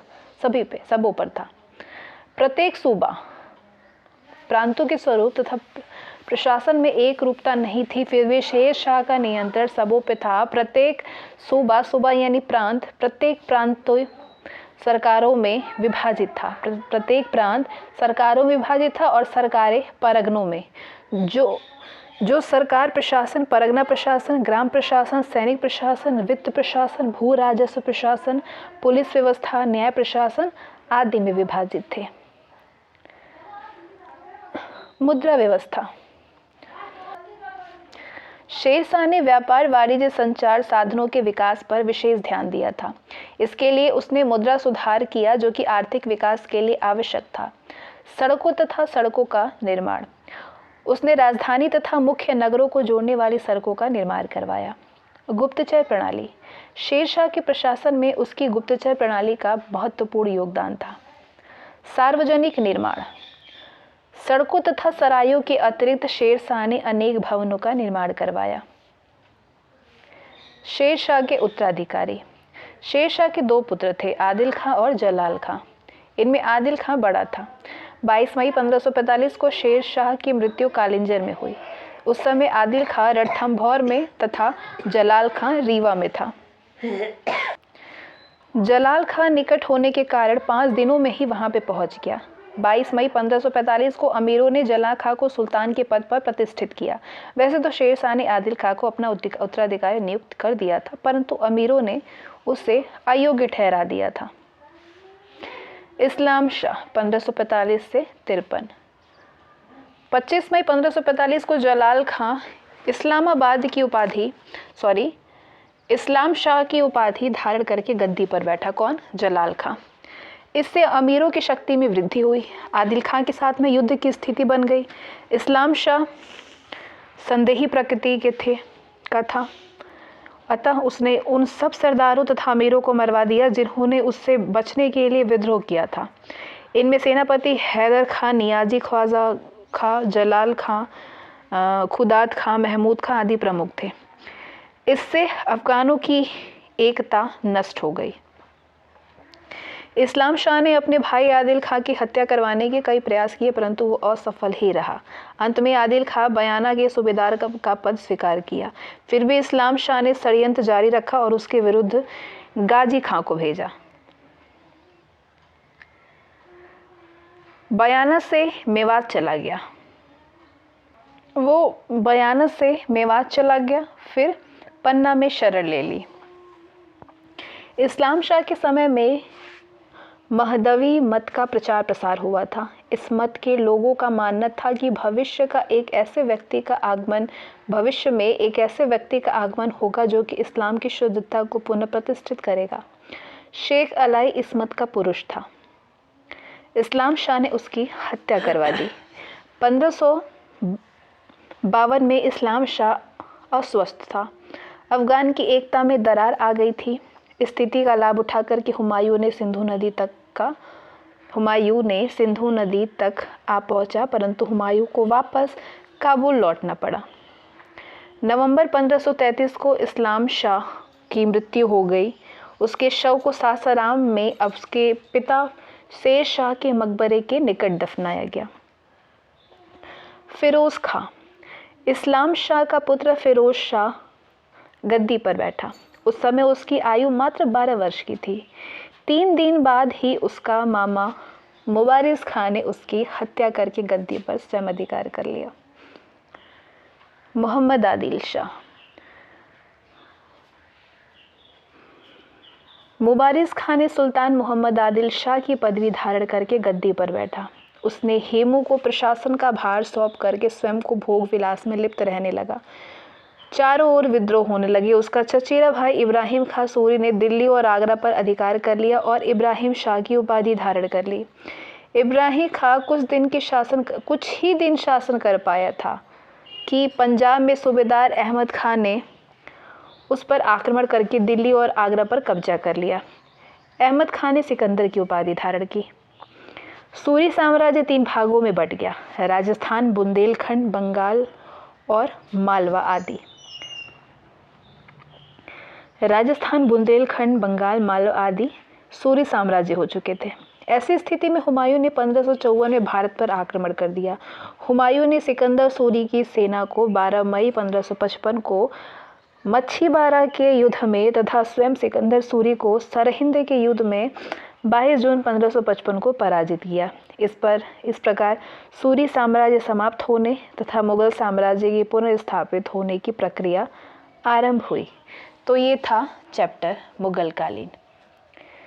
अब आपको कुछ प्रश्न मिलेंगे, इन प्रश्नों को देखिए और ये जांचिए, इसका मूल्यांकन करिए कि इस चैप्टर में आपने क्या सीखा। 8वीं शताब्दी के मध्य मौखरी वंशीय शासन की समाप्ति के बाद किस वंशीय शासन की नींव बिहार में पड़ी थी? किस शासन की पड़ी थी? पाल वंशीय। पाल वंशीय प्रथम राजा कौन था? पाल वंश का प्रथम राजा था गोपाल प्रथम। उदंतपुरी विश्वविद्यालय की स्थापना किस पाल वंशी राजा ने करवाई थी? गोपाल प्रथम ने करवाई थी। विक्रमशिला विश्वविद्यालय का संस्थापक कौन था? धर्मपाल। मुंगेर को अपनी राजधानी बनाने वाला पाल शासक कौन था? देवपाल। बिहार में नुहानी शासन किसने शुरू किया था? दरिया खान नुहानी ने शुरू किया था। बाबर को किसने इब्राहिम लोदी पर आक्रमण करने के लिए आमंत्रित किया था? दौलत खान ने। शेर खान ने कब हुमायूं को पराजित किया था? 26 जून 1539 को। शेर खान ने कब हिंदुस्तान का बादशाह के रूप में राज्याभिषेक करवाया था? 10 जून 1540 में। बिहार की राजधानी बिहार शरीफ से किसने पटना कर दिया था? शेर शाह ने किया था। बिहार में पाल युग में कांस्य से निर्मित मूर्ति की एक उन्नत शैली का विकास हुआ था। इस उन्नत शैली के निर्माण में निर्णायक देन क्या थी? किसकी? निर्णायक देन थी धीमन एवं विट्ठलपाल की। पालकालीन कलाकार धीमन एवं विट्ठपाल कहाँ के निवासी थे? नालंदा के। चित्रित पांडुलिपि, अष्टसहस्रीक, प्रज्ञा परमित और पंचरक्षक किस युग के थे? पाल युग के। पालकालीन चित्रकला का मित्ति चित्र रूप कहाँ से प्राप्त हुआ है? नालंदा से। बिहार में प्रारंभिक तुर्क गतिविधियों के संदर्भ में महत्वपूर्ण जानकारी के प्रमुख स्रोत क्या हैं? तबकाते नासिरी। पाल काल में श्रीनगर भुक्ति किसे कहा जाता था? मगध को। तिरहुत में फिरोज तुगलक ने किस वंश का शासन आरंभ करवाया था? वैनवार वंश का। संध्याकर नंदी किस पाल वंशीय राजा का राजकवि था? रामपाल का राजकवि था। मिथिला के कर्णाट शासकों का अंत किस सुल्तान के द्वारा हुआ था? मिथिला के कर्णाट शासकों का अंत किस सुल्तान के द्वारा हुआ था? गयासुद्दीन तुगलक के द्वारा हुआ था। बख्तियार खिलजी का आक्रमण किस पाल वंशीय शासक के कार्यकाल में हुआ था? बताइए। रामपाल के। बख्तियार खिलजी का आक्रमण बिहार में कब हुआ था? बिहार में हुआ था 1197 में। तिरहुत में एक टकसाल शहर की नींव किसने डाली थी? तिरहुत में गयासुद्दीन तुगलक। किस तिब्बती बौद्ध यात्री ने नालंदा और उदंतपुरी में हुए बख्तियार खिलजी के आक्रमण का वर्णन किया था? धर्म स्वामिनी। तुगलक काल में बिहार की राजधानी कहाँ पे स्थापित था? बिहार शरीफ में। बिहार में तुर्क सत्ता की स्थापना कब हुई? 1198 में। बख्तियार खिलजी ने अपनी राजधानी कहाँ पे स्थापित किया था? उदंतपुर में।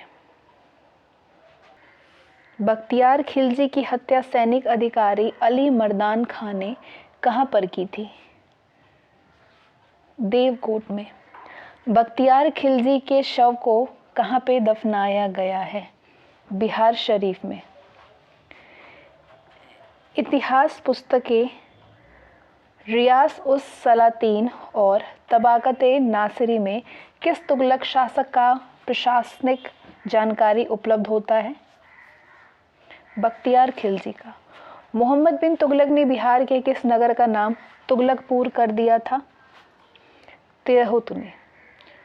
किस नगर का? तिरहुत नगर का। बिहार को दिल्ली सल्तनत के अधीन किसने किया था? इल्तुतमिश ने। इल्तुतमिश ने किसे पराजित करके बिहार पर अधिकार किया था? हुसामुद्दीन ऐवाज को पराजित करके।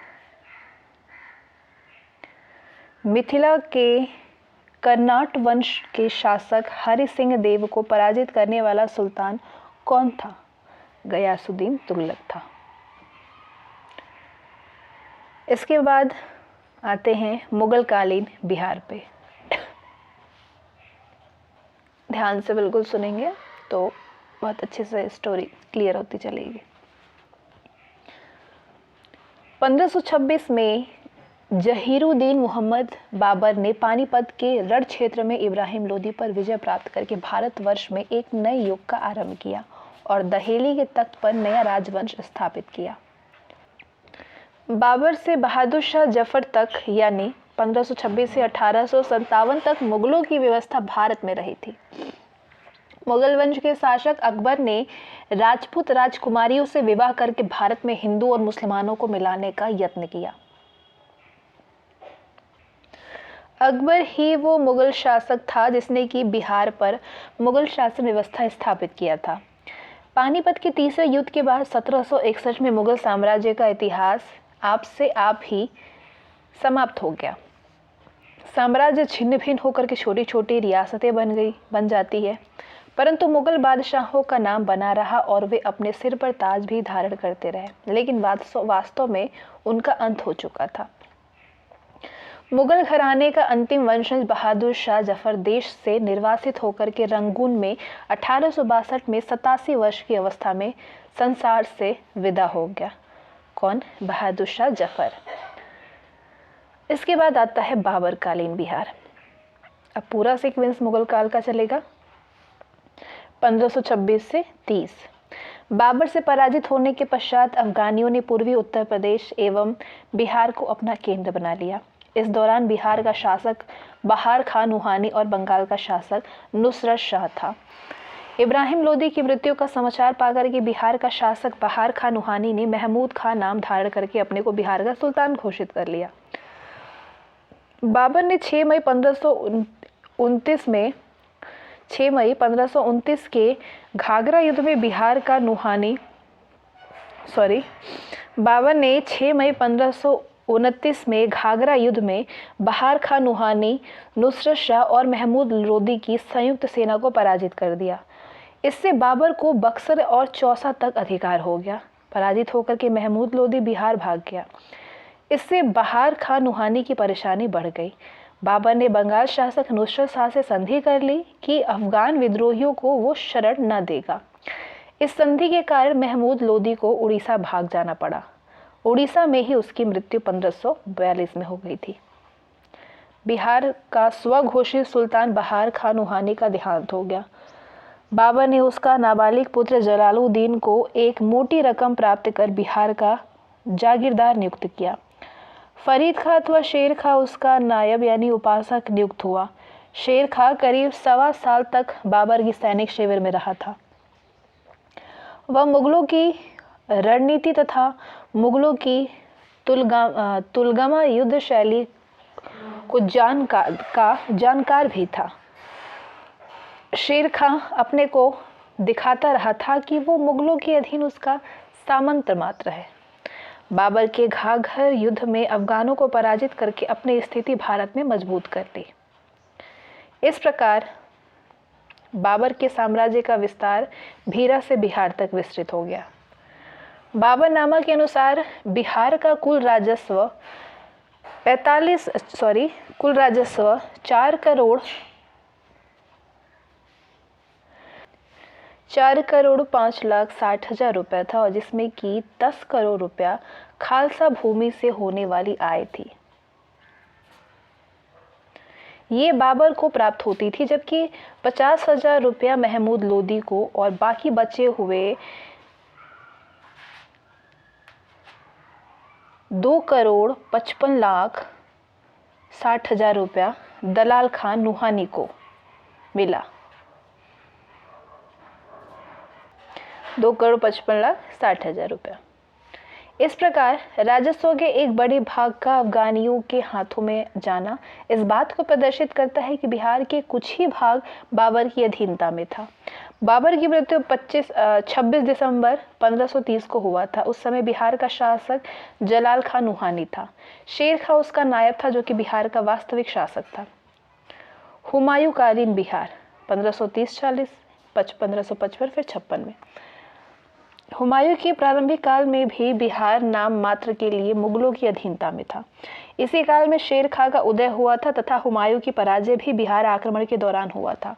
हुमायूं दूसरी बार दिल्ली की सत्ता प्राप्त किया था, परंतु बिहार पर अफगानों का अधिकार था।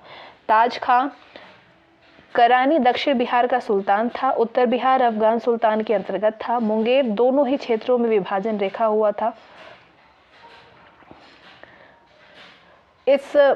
उस अवधि में बिहार उत्तर एवं दक्षिण सहित अनेक अफगान जागीरदारों और शासकों के अधीनस्थ था। तत्कालीन बिहार में अशांति और अराजक माहौल था।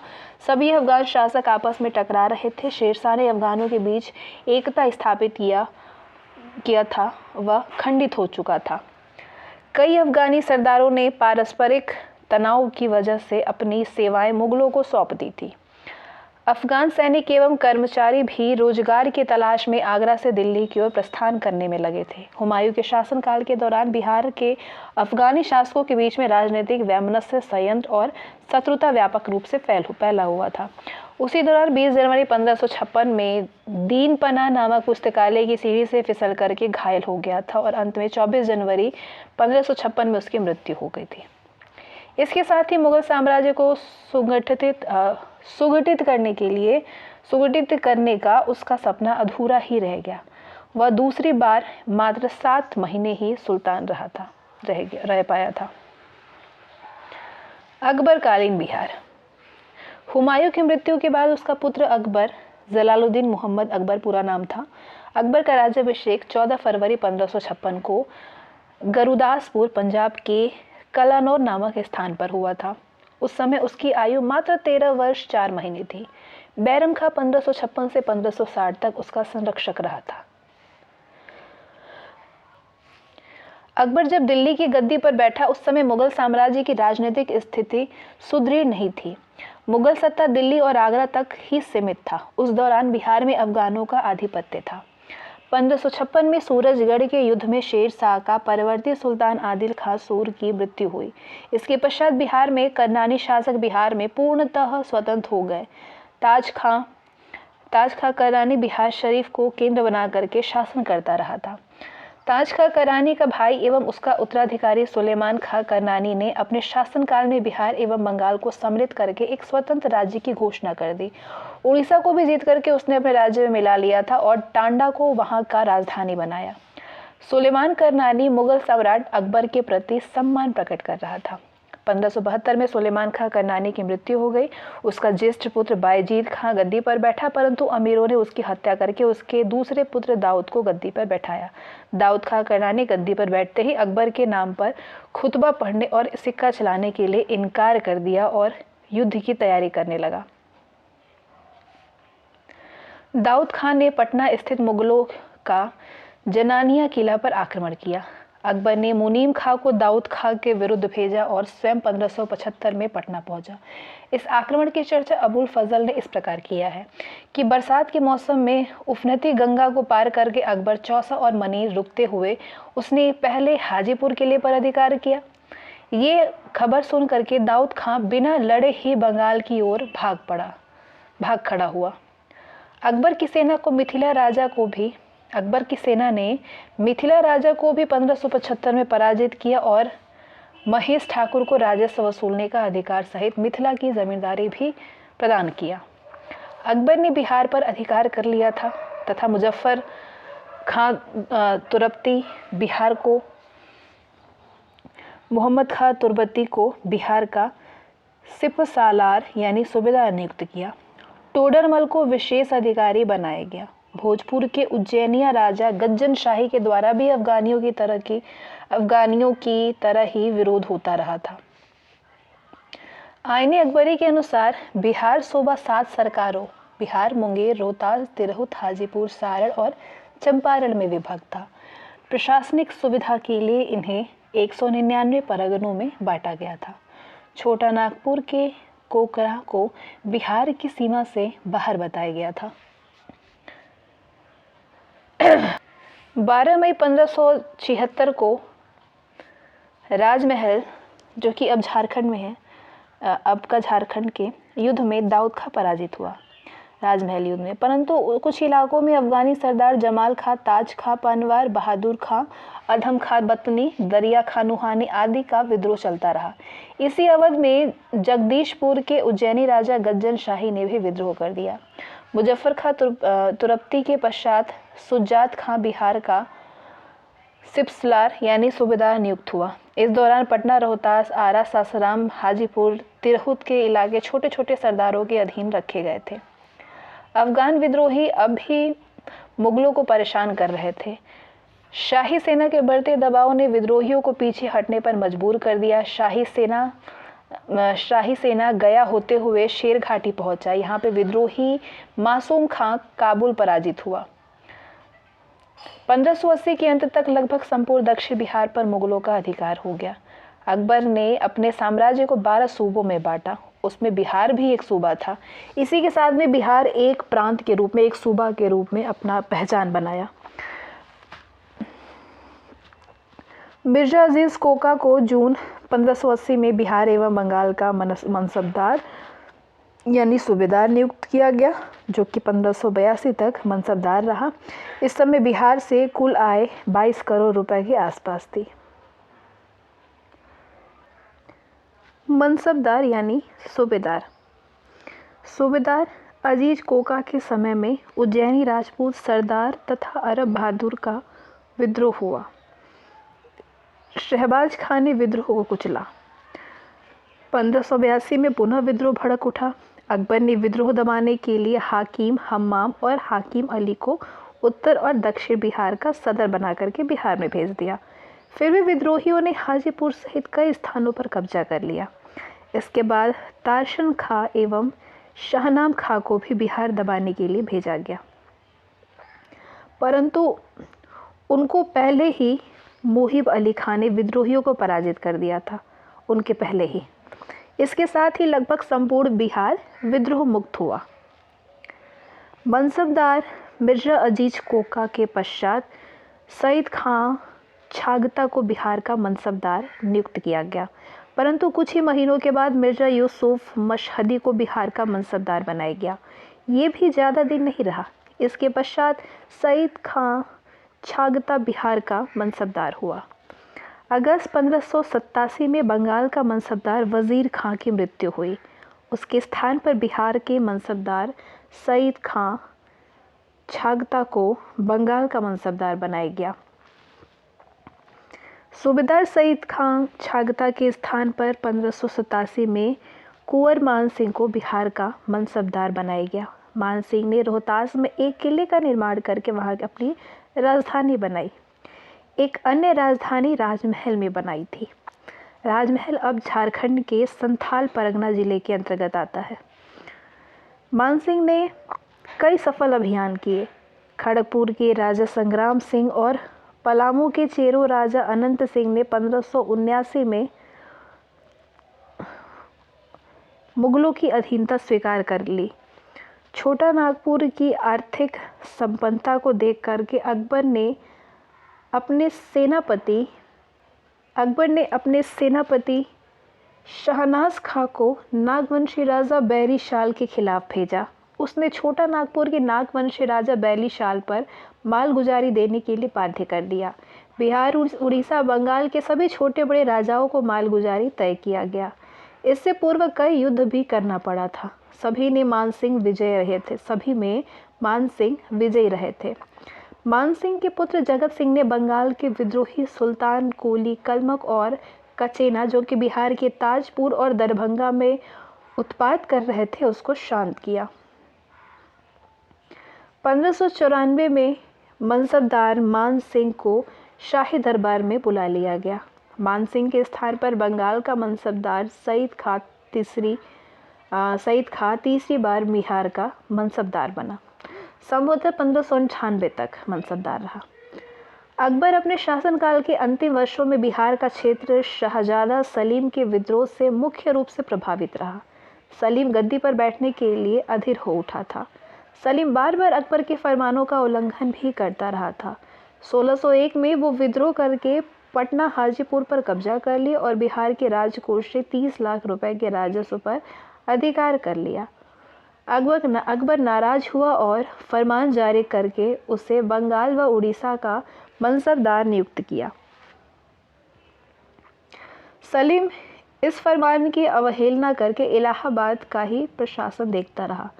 अकबर ने 1602 में अबुल फजल को सलीम के विरुद्ध भेजा, परंतु सलीम के इशारे पर ओरछा के बुंदेला सरदार वीर सिंह देव ने अबुल फजल की हत्या कर दी।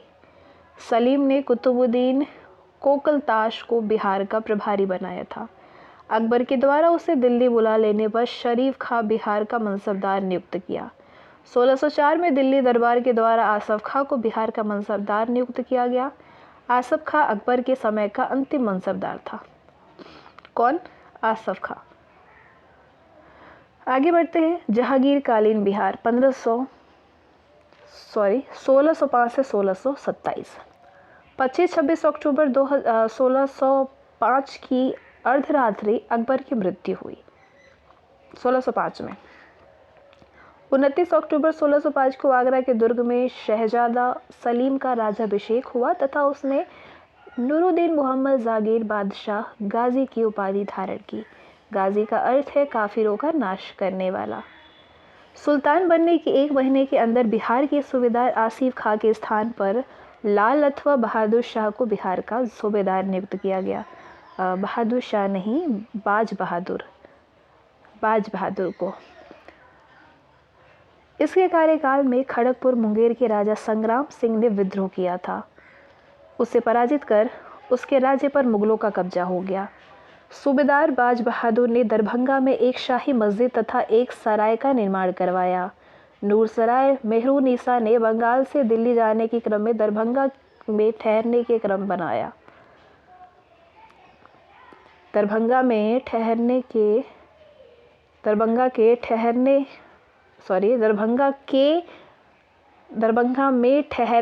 क्रम में बनवाया। क्या हो गया ये?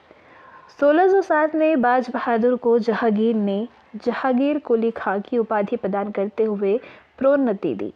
उसे बिहार में बंगाल का सूबेदार बनाया गया। इस्लाम खां बिहार का सूबेदार बना, जो कि 1608 में बंगाल का सूबेदार नियुक्त हुआ। इस्लाम खां के बाद अबुल फजल का पुत्र अब्दुल रहमान अफजल खां, जिसको कहा जाता था, बिहार का सूबेदार बना। 1612 तक अफजल खां बिहार का सूबेदार रहा। इसके कार्यकाल में कुतुब नामक एक फकीर ने विद्रोह कर दिया था, जिसे कि दबा दिया गया। 1613 में अफजल खां की मृत्यु हुई। इसके बाद जफर खां बिहार का सूबेदार बना। जफर खां ने 1614 में पटना के गुजरी में एक मस्जिद का निर्माण करवाया। सूबेदार बाज बहादुर के सूबेदारी काल में यानी 1605 में खड़गपुर के राजा संग्राम सिंह ने विद्रोह किया था। उसे पराजित करके उसका राज्य मुगल सल्तनत में सम्मिलित कर लिया गया, परंतु संग्राम सिंह के पुत्र द्वारा इस्लाम धर्म अपना लेने के बाद खड़गपुर राज उसे सौंप दिया गया। 1615 में नूरजहां का भाई इब्राहिम खां बिहार का सूबेदार बना। जहांगीर से पूर्व मुगल कोकरा छोटा नागपुर में मिलने वाले हीरे तथा सफ़ेद हाथी से परिचित हो चुके थे। जहांगीर ने इब्राहिम खां को वहां के शेख नदी में मिलने वाले हीरे खदानों पर कब्जा करने तथा नागवंशी राजा दुर्जन शाह से मालगुजारी वसूलने के लिए भेजा।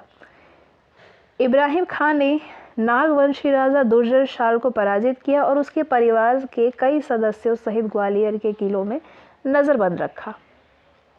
नागवंशी राजा वहां 12 वर्षों तक नज़रबंद रहे थे। इस बात का उल्लेख जहांगीर की आत्मकथा तुझ के जहांगीरी के दूसरे भाग में हुआ है। 1617 में इब्राहिम खां को पदोन्नत करके बंगाल का सूबेदार बनाया गया और उसके स्थान पर मिर्ज़ा अजीज़ कोका के पुत्र जहांगीर कोली खां को बिहार का सूबेदार बनाया गया, जो कि 1618 तक इस पद पर रहा था। 1618 में मुरकरब खां को बिहार का सूबेदार बनाया गया। इसके शासनकाल में पुर्तगाली तथा अंग्रेज बिहार में व्यापार करना शुरू कर दिया था। 1620 में पटना आने वाला अंग्रेज व्यापारी रॉबर्ट ह्यूज अपने पत्र में लिखा था कि जब से मैं पटना आया हूँ, गवर्नर मुकरब खां हमें देख करके बहुत खुश है। उन्होंने ये जानने की कोशिश की कि हम अपने साथ क्या क्या लाए हैं। अंग्रेज व्यापारी सूबेदार मुकरब खां से मिलते समय उपहार में तलवार, दर्पण, चित्रमय पर्दे और अन्य उपहार प्रदान किए थे। 1621 में जहांगीर ने अपने पुत्र शाहजादा परवेज को बिहार का सूबेदार बनाया। उसी के बाद के ये पद सिर्फ मुगल शहजादों के लिए आरक्षित घोषित हो गया। इससे बिहार के महत्व को समझा जा सकता है। परवेज की सहायता के लिए मुस्लिम खां को दीवान और शेर खां तथा इफ्तिखार खां को फौजदार नियुक्त किया गया। सूबेदार परवेज का एक अधिकारी नज़र बहादुर ने पटना में पत्थर की मस्जिद का निर्माण करवाया। पटना सिटी के गुजरे में मासूम खां के द्वारा बनवाई गई मस्जिद भी सूबेदार परवेज के काल में ही बनकर के तैयार हुई। उसने अपने नाम पर गंगा के किनारे परवेज़ाबाद नामक एक नगर बसाया, जो कि बाद में पहलीजा कहा जाने लगा।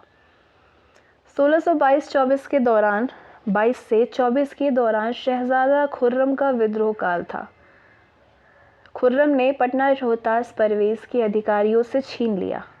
जगदीशपुर के उज्जैनिया राजा नारायण मल्ल ने विहिया में खुर्रम का स्वागत किया। 16 अक्टूबर 1624 में खुर्रम और परवेज के बीच में बहादुरपुर के समीप टॉस नदी के किनारे युद्ध हुआ, जिसमें कि खुर्रम पराजित हुआ। खुर्रम ने रोहतासगढ़ में अपने परिवार को सुरक्षित रख स्वयं पटना होते हुए अकबर नगर चला गया। कुछ समय पश्चात शहजादा खुर्रम और जहांगीर के मध्य में सुलह हो गई।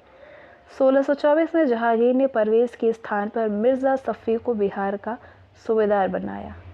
उसके पुत्र मिर्ज़ा मुराद को भी पटना भेजा तथा उसे प्रतिवर्ष 40,000 पेंशन देना निश्चित कर दिया। मुराद ने पटना में गंगा के किनारे अपनी एक हवेली बनवाई और यहाँ स्थायी रूप से बस गया। पटना अस्पताल के निकट बना उसका मकबरा तथा उसके नाम पर बना मुरादपुर महल्ला आज भी है। मिर्ज़ा रुस्तम सफ़ावी जहांगीर कालीन बिहार का अंतिम सूबेदार था। शाहजहां कालीन बिहार 1627 से 1658। 28 अक्टूबर 1627 को भीमभर नामक स्थान में जहांगीर की मृत्यु हो गई। 4 फरवरी 1628 को शाहजहां का आगरा में राज्याभिषेक हुआ। उसने अबुल मुजफ्फर शिहाबुद्दीन मोहम्मद साहब किराने सानी की उपाधि धारण की। शाहजहां ने 1628 में खाने आलम को बिहार का सूबेदार बनाया। वो केवल 8 महीनों तक ही इस पद पर रह सका था। इसके कार्यकाल में भोजपुर के उज्जैनी शासक प्रताप सिंह उज्जैनिया को राजा सहित मनसबदारी भी प्रदान की गई थी। खाने आलम के पश्चात सैफ खां सितंबर 1628 में बिहार का सूबेदार नियुक्त हुआ। सैफ खां मुमताज़ महल की सबसे बड़ी बहन मलिका बानो का पति था। उसने पटना में एक मदरसे का निर्माण 1629 में करवाया। इसे आज भी हम सैफ खां का मदरसा कहा जाता है। दरभंगा राजा को कुछ न्यायिक अधिकार भी दिए गए। सैफ खां मई 1632 तक बिहार का सूबेदार रहा। 1632 में अब्दुल्ला खां बहादुर फिरोज जंग बिहार का सूबेदार नियुक्त हुआ। ये शाहजहां का विश्वस्त था। विद्रोहियों को दबाने के लिए उसे अक्सर बिहार के बाहर जाना पड़ता था। इसके कार्यकाल में भोजपुर के उज्जैन राजा प्रताप के विद्रोह कर दिया। वैसे तो वो मुगलों के अधीन मनसबदार था। अब्दुल्ला खां ने राजा प्रताप पर आक्रमण किया उज्जैनी राजा पराजित हुआ। प्रताप सिंह को फांसी पर चढ़ा दिया गया और उसकी विधवा की शादी अपने लड़के के साथ में करा दिया। उसके राज्य को मुगल साम्राज्य में मिला लिया गया। अब्दुल्ला खां के बाद 1639 में शाइस्ता खां बिहार का सूबेदार बना। शाइस्ता खां मुमताज महल का भाई था। इसके समय की महत्वपूर्ण घटना थी पलामू पर आक्रमण। शाइस्ता खां के समय पलामू का चेरो राजा प्रताप राय ने मालगुजारी भेजना बंद कर दिया। शाहजहां के आदेश पर शाइस्ता खां 12 अक्टूबर 1641 पलामू पर आक्रमण के लिए चल पड़ा। उसके साथ आतिश खां, बरंतुआर खां, सैयद मिर्जा आदि सेनापति भी थे। पलामू किले के पास में युद्ध हुआ। अब्दुल हमीद लाहौरी लिखित बादशाहनामा के अनुसार प्रताप राय ने फरवरी 1642 को समर्पण कर दिया था और 80,000 रुपये देने को तैयार हुआ। शाइस्ता खां ने पटना के कर्नलगंज तथा बबुआगंज में मस्जिदों का निर्माण करवाया था। शाइस्ता खां 1643 तक बिहार का सूबेदार रहा था। शाइस्ता खां के बाद मिर्जा इत्तिकाद खां बिहार का सूबेदार बना। वो 1643 से 46 तक इस पद पर आसीन रहा। इसके कार्यकाल में पलामू के चेरो राजा प्रताप राय ने मुगलों को सालाना कर देना बंद कर दिया था। उस समय चेरो राज परिवार में आंतरिक कलह थी जिनका फायदा इतियाद खां उठाना चाहता था। अंततः पलामू को उसी के अधिकार में रहने दिया गया और वहां का सालाना कर 1 करोड़ निर्धारित किया गया। ये बादशाहनामा के पृष्ठ संख्या 356 से 61 में लिखा हुआ है। इत्तिकाद खां बिहार के साथ साथ बंगाल की सूबेदारी भी निभाता था। 1646 में आजम खां बिहार का सूबेदार नियुक्त हुआ। इसके पश्चात सईद खां बहादुर जफर जंग बिहार का फरवरी 1651 में सूबेदार बना। वो 4 वर्षों तक बिहार का सूबेदार रहा। इसके कार्यकाल में पटना में बागे जफर खां तथा डुंडी बाजार में एक मस्जिद का निर्माण 1651 में करवाया। 1656 में जुल्फिकार खां बिहार का सूबेदार बना। इसके समय बिहार में कोई भी प्रमुख घटना नहीं हुई। मार्च 1657 में अल्लाहवर्दी खां बिहार का सूबेदार नियुक्त हुआ। शाहजहां की बीमारी का समाचार पा करके बंगाल से बिहार चला गया। अलावर्दी खां शाहजहां को रोक नहीं सका। बिहार में शाहजहां शुजा की गतिविधियां जान करके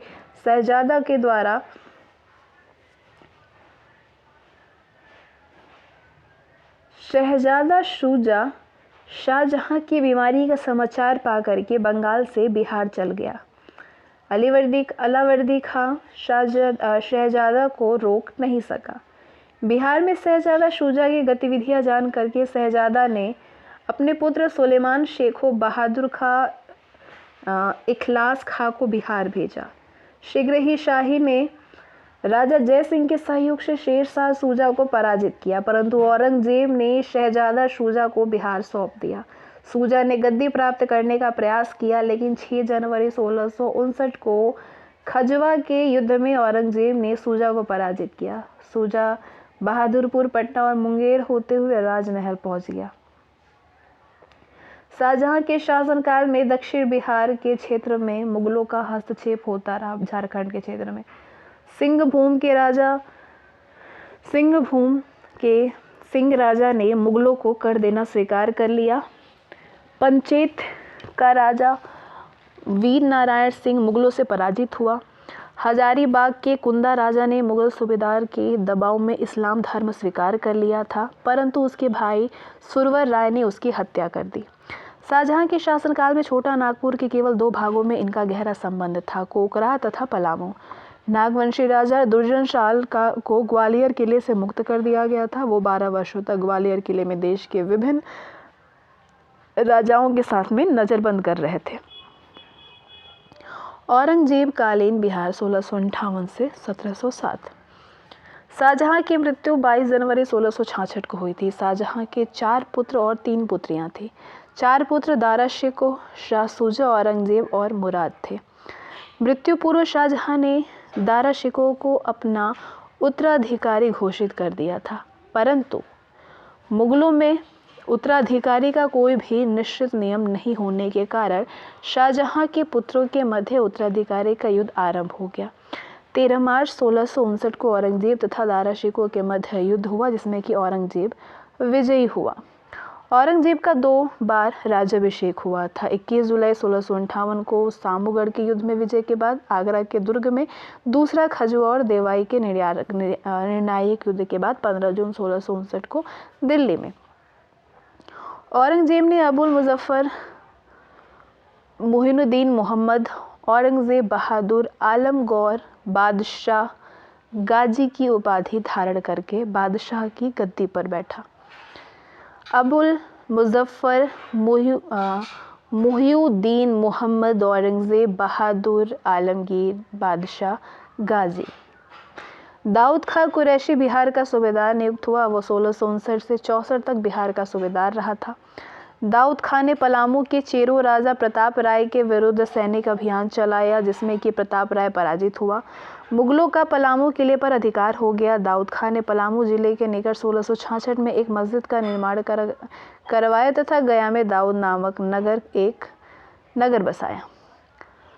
अवकाश के बाद वो दाऊद नगर में स्थायी रूप से बस गया। पटना में दाऊद अदल का निर्माण भी वो करवाया था। दाऊद खां के बाद में लश्कर खां बिहार का सूबेदार बना। वो 1664 से 68 तक सूबेदार रहा। उसके कार्यकाल में अंग्रेज यात्री बर्नियर पटना आया था। उसने बिहार के सामान्य प्रशासन एवं वित्त प्रशासन के बारे में महत्वपूर्ण जानकारी दी है। उसने लिखा है कि पटना भारत के प्रमुख शहरों में है। उसने पटना के शोरा व्यापार के लिए डच कंपनी का भी उल्लेख किया है। बर्नियर पटना में 8 दिन तक रहा था और उसी दिन 2 जुलाई 1666 को सूर्य ग्रहण लगा था, जिसकी उसने चर्चा की थी। फरवरी 1668 में लश्कर खां के स्थान पर इब्राहिम खां बिहार का सूबेदार बना। वो नवंबर 1673 तक बिहार का सूबेदार रहा। इसके समय में एक अन्य अंग्रेजी यात्री जॉन मार्शल बिहार आया। इस समय बिहार में भयंकर अकाल पड़ रहा था। एक अन्य डच यात्री डी ग्रैफी भी पटना गया था। उसने भी अकाल का उल्लेख किया है। वो भयंकर अकाल 1670 से 71 तक रहा। अंग्रेज यात्री जॉन मार्शल भागलपुर, मुंगेर, फतुहा, हाजीपुर इत्यादि के बारे में जानकारी देता है। इब्राहिम खां के बाद 1674 में अमीर खां बिहार का सूबेदार बना। उसके काल में कांटगोला विद्रोहियों आलम खां एवं इस्माइल को पराजित किया। 1675 में तरबियात खां बिहार का सूबेदार नियुक्त हुआ। 1677 में कुछ समय के लिए औरंगजेब के तीसरे पुत्र शहजादा आजम को सूबेदारी मिली, परंतु शीघ्र ही उसे बंगाल भेज दिया गया। उसके बाद शैफ खां बिहार का सूबेदार बना। इसी के शासनकाल में पटना में स्थित अंग्रेजों की फैक्ट्री लूटी गई थी, जिसकी चर्चा जॉब चारनाक ने किया है। सैफ खां के बाद शफी खां बिहार का सूबेदार बना। इसके शासनकाल में शाहजहां अकबर ने विद्रोह किया था। भोजपुर के राजा रुद्र सिंह ने बगावत कर दिया। गंगाराम ने भी विद्रोह किया, जिससे कि बराव के कुंवर धीर ने उसे सहायता की। हिंदू जनता जजिया कर पुनः लगाए जाने का विद्रोह कर रहे थे।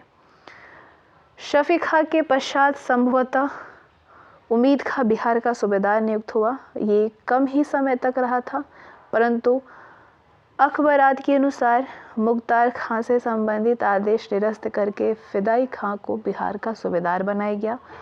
उम्मीद खां के पश्चात फिदाई खां बिहार का सूबेदार बना। वो संभवतः 1695 से 1702 तक इस पद पर रहा था। इसके शासनकाल में तिरहुत तथा वीरभूम क्षेत्र, वर्तमान संथाल परगना झारखंड में है, इसमें अशांति फैल गई थी। भोजपुर के कुंवर धीर का पुनः विद्रोह हुआ। कुंवर धीर को गिरफ्तार करके बादशाह के समक्ष प्रस्तुत करने के लिए दिल्ली ले जाया गया था। फिदाई खां के बाद शमशीर खां बिहार का सूबेदार बना। वो 1 वर्ष तक रहा था। फिदाई खां के बाद औरंगजेब का पोता शहजादा अजीम उस शान को बंगाल बिहार की जिम्मेदारी दी गई। शहजादा अजीम को प्रशासनिक कार्यों में कोई भी दिलचस्पी नहीं थी। फलस्वरूप कार्यभार दीवान मुर्शिद कुली खां के हाथों में चल गई। शाहजहां अजीम मुबारक का पुत्र फर्रुखशियार 1713 से बंगाल का शासन प्रबंधन देखता था। औरंगजेब को शहजादा के फिजूल खर्च की जानकारी मिली तो मुर्शीद कुली खां को उड़ीसा से बदल करके बंगाल का दीवान बनाया। अजीम को पटना में रहने का आदेश दिया। अजीम से उसका झगड़ा भी हुआ था। मुर्शीद खान ने अपना कार्यकाल ढाका से मकसूदाबाद ले गया, जिसका नाम मुर्शीदाबाद रखा।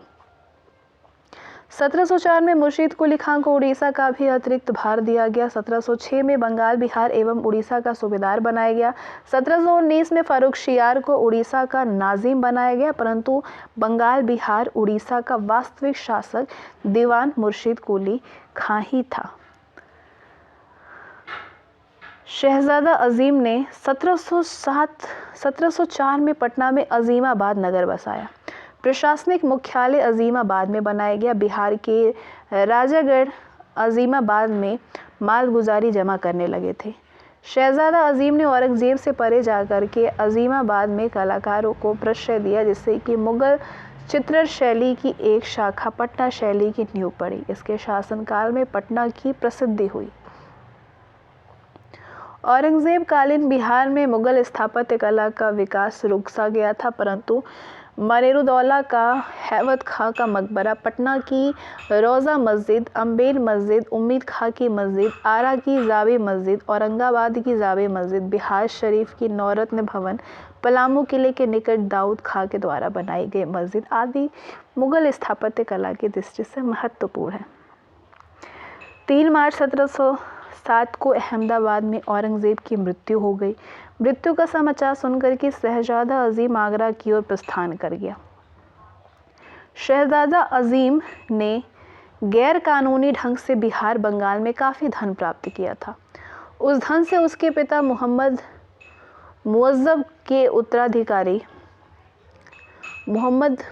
को उत्तराधिकारी युद्ध में काफ़ी मदद मिली थी। अंततः वो युद्ध में विजय होकर के बहादुर शाह के नाम से सिंहासन पर बैठा। वो राजघराने में शाह आलम कहलाता था। तो आइए बहादुर शाह प्रथम के बारे में बात करेंगे। बहादुर शाह कालीन बिहार कैसा था? 1707 से 12 में सैयद हुसैन खां 1707 में बिहार का सूबेदार बना। इससे पूर्व वो शहजादा अजीम उस शान को, जो कि बंगाल, बिहार, उड़ीसा का शासक था, उसके कार्यकाल में बिहार का उप नाजिम नियुक्त हुआ था।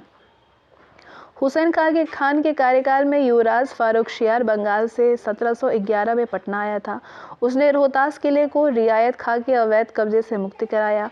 खालसा ज़मीनें को गैर कानूनी ढंग से यूरोपियन व्यापारियों को मनमाने ढंग से प्रदान करने लगा। खालसा भूमि का प्रबंधन न करने वाला विभाग दीवान खालसा के कर्मचारी भी युवराज के भय से कुछ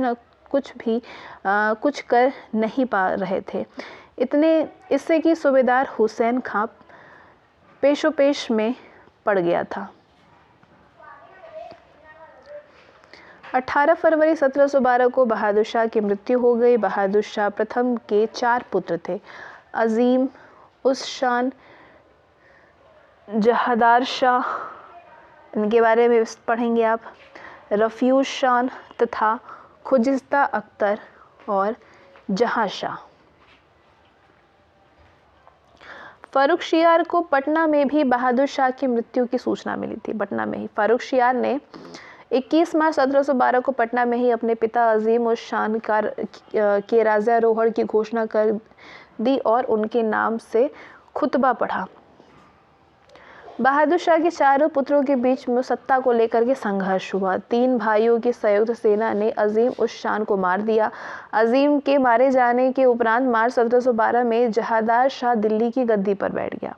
फारुखशियार ने पटना के अजीमाबाद स्थित बाग अफजल खां में स्वयं को बादशाह घोषित कर दिया। फारुखशियार की घोषणा से दीवान मुर्शीद कुली खां और नायब सूबेदार हुसैन अली खां दुविधा में पड़ गए कि किसका पक्ष ले। फारुखशियार को बादशाह बनाने के लिए बिहार में उत्तेजना फैल गई थी। पटना के व्यापारियों ने ही 4 लाख रुपए इकट्ठा कर लिए थे। बादशाह जहादार शाह द्वारा बिहार में ध्यान नहीं देने से फारुखशियार का प्रभाव बिहार में पड़ रही थी। भोजपुर के कुंवर धीर का पुनः विद्रोह हुआ। कुंवर धीर को गिरफ्तार करके बादशाह के समक्ष प्रस्तुत किया गया। इसके लिए इसे दिल्ली में लाया गया। फिदाई खां के बाद शमशीर खां बिहार का सूबेदार बना, वो 1 वर्ष यहाँ पे रहा था। फिदाई खां के बाद औरंगजेब का पोता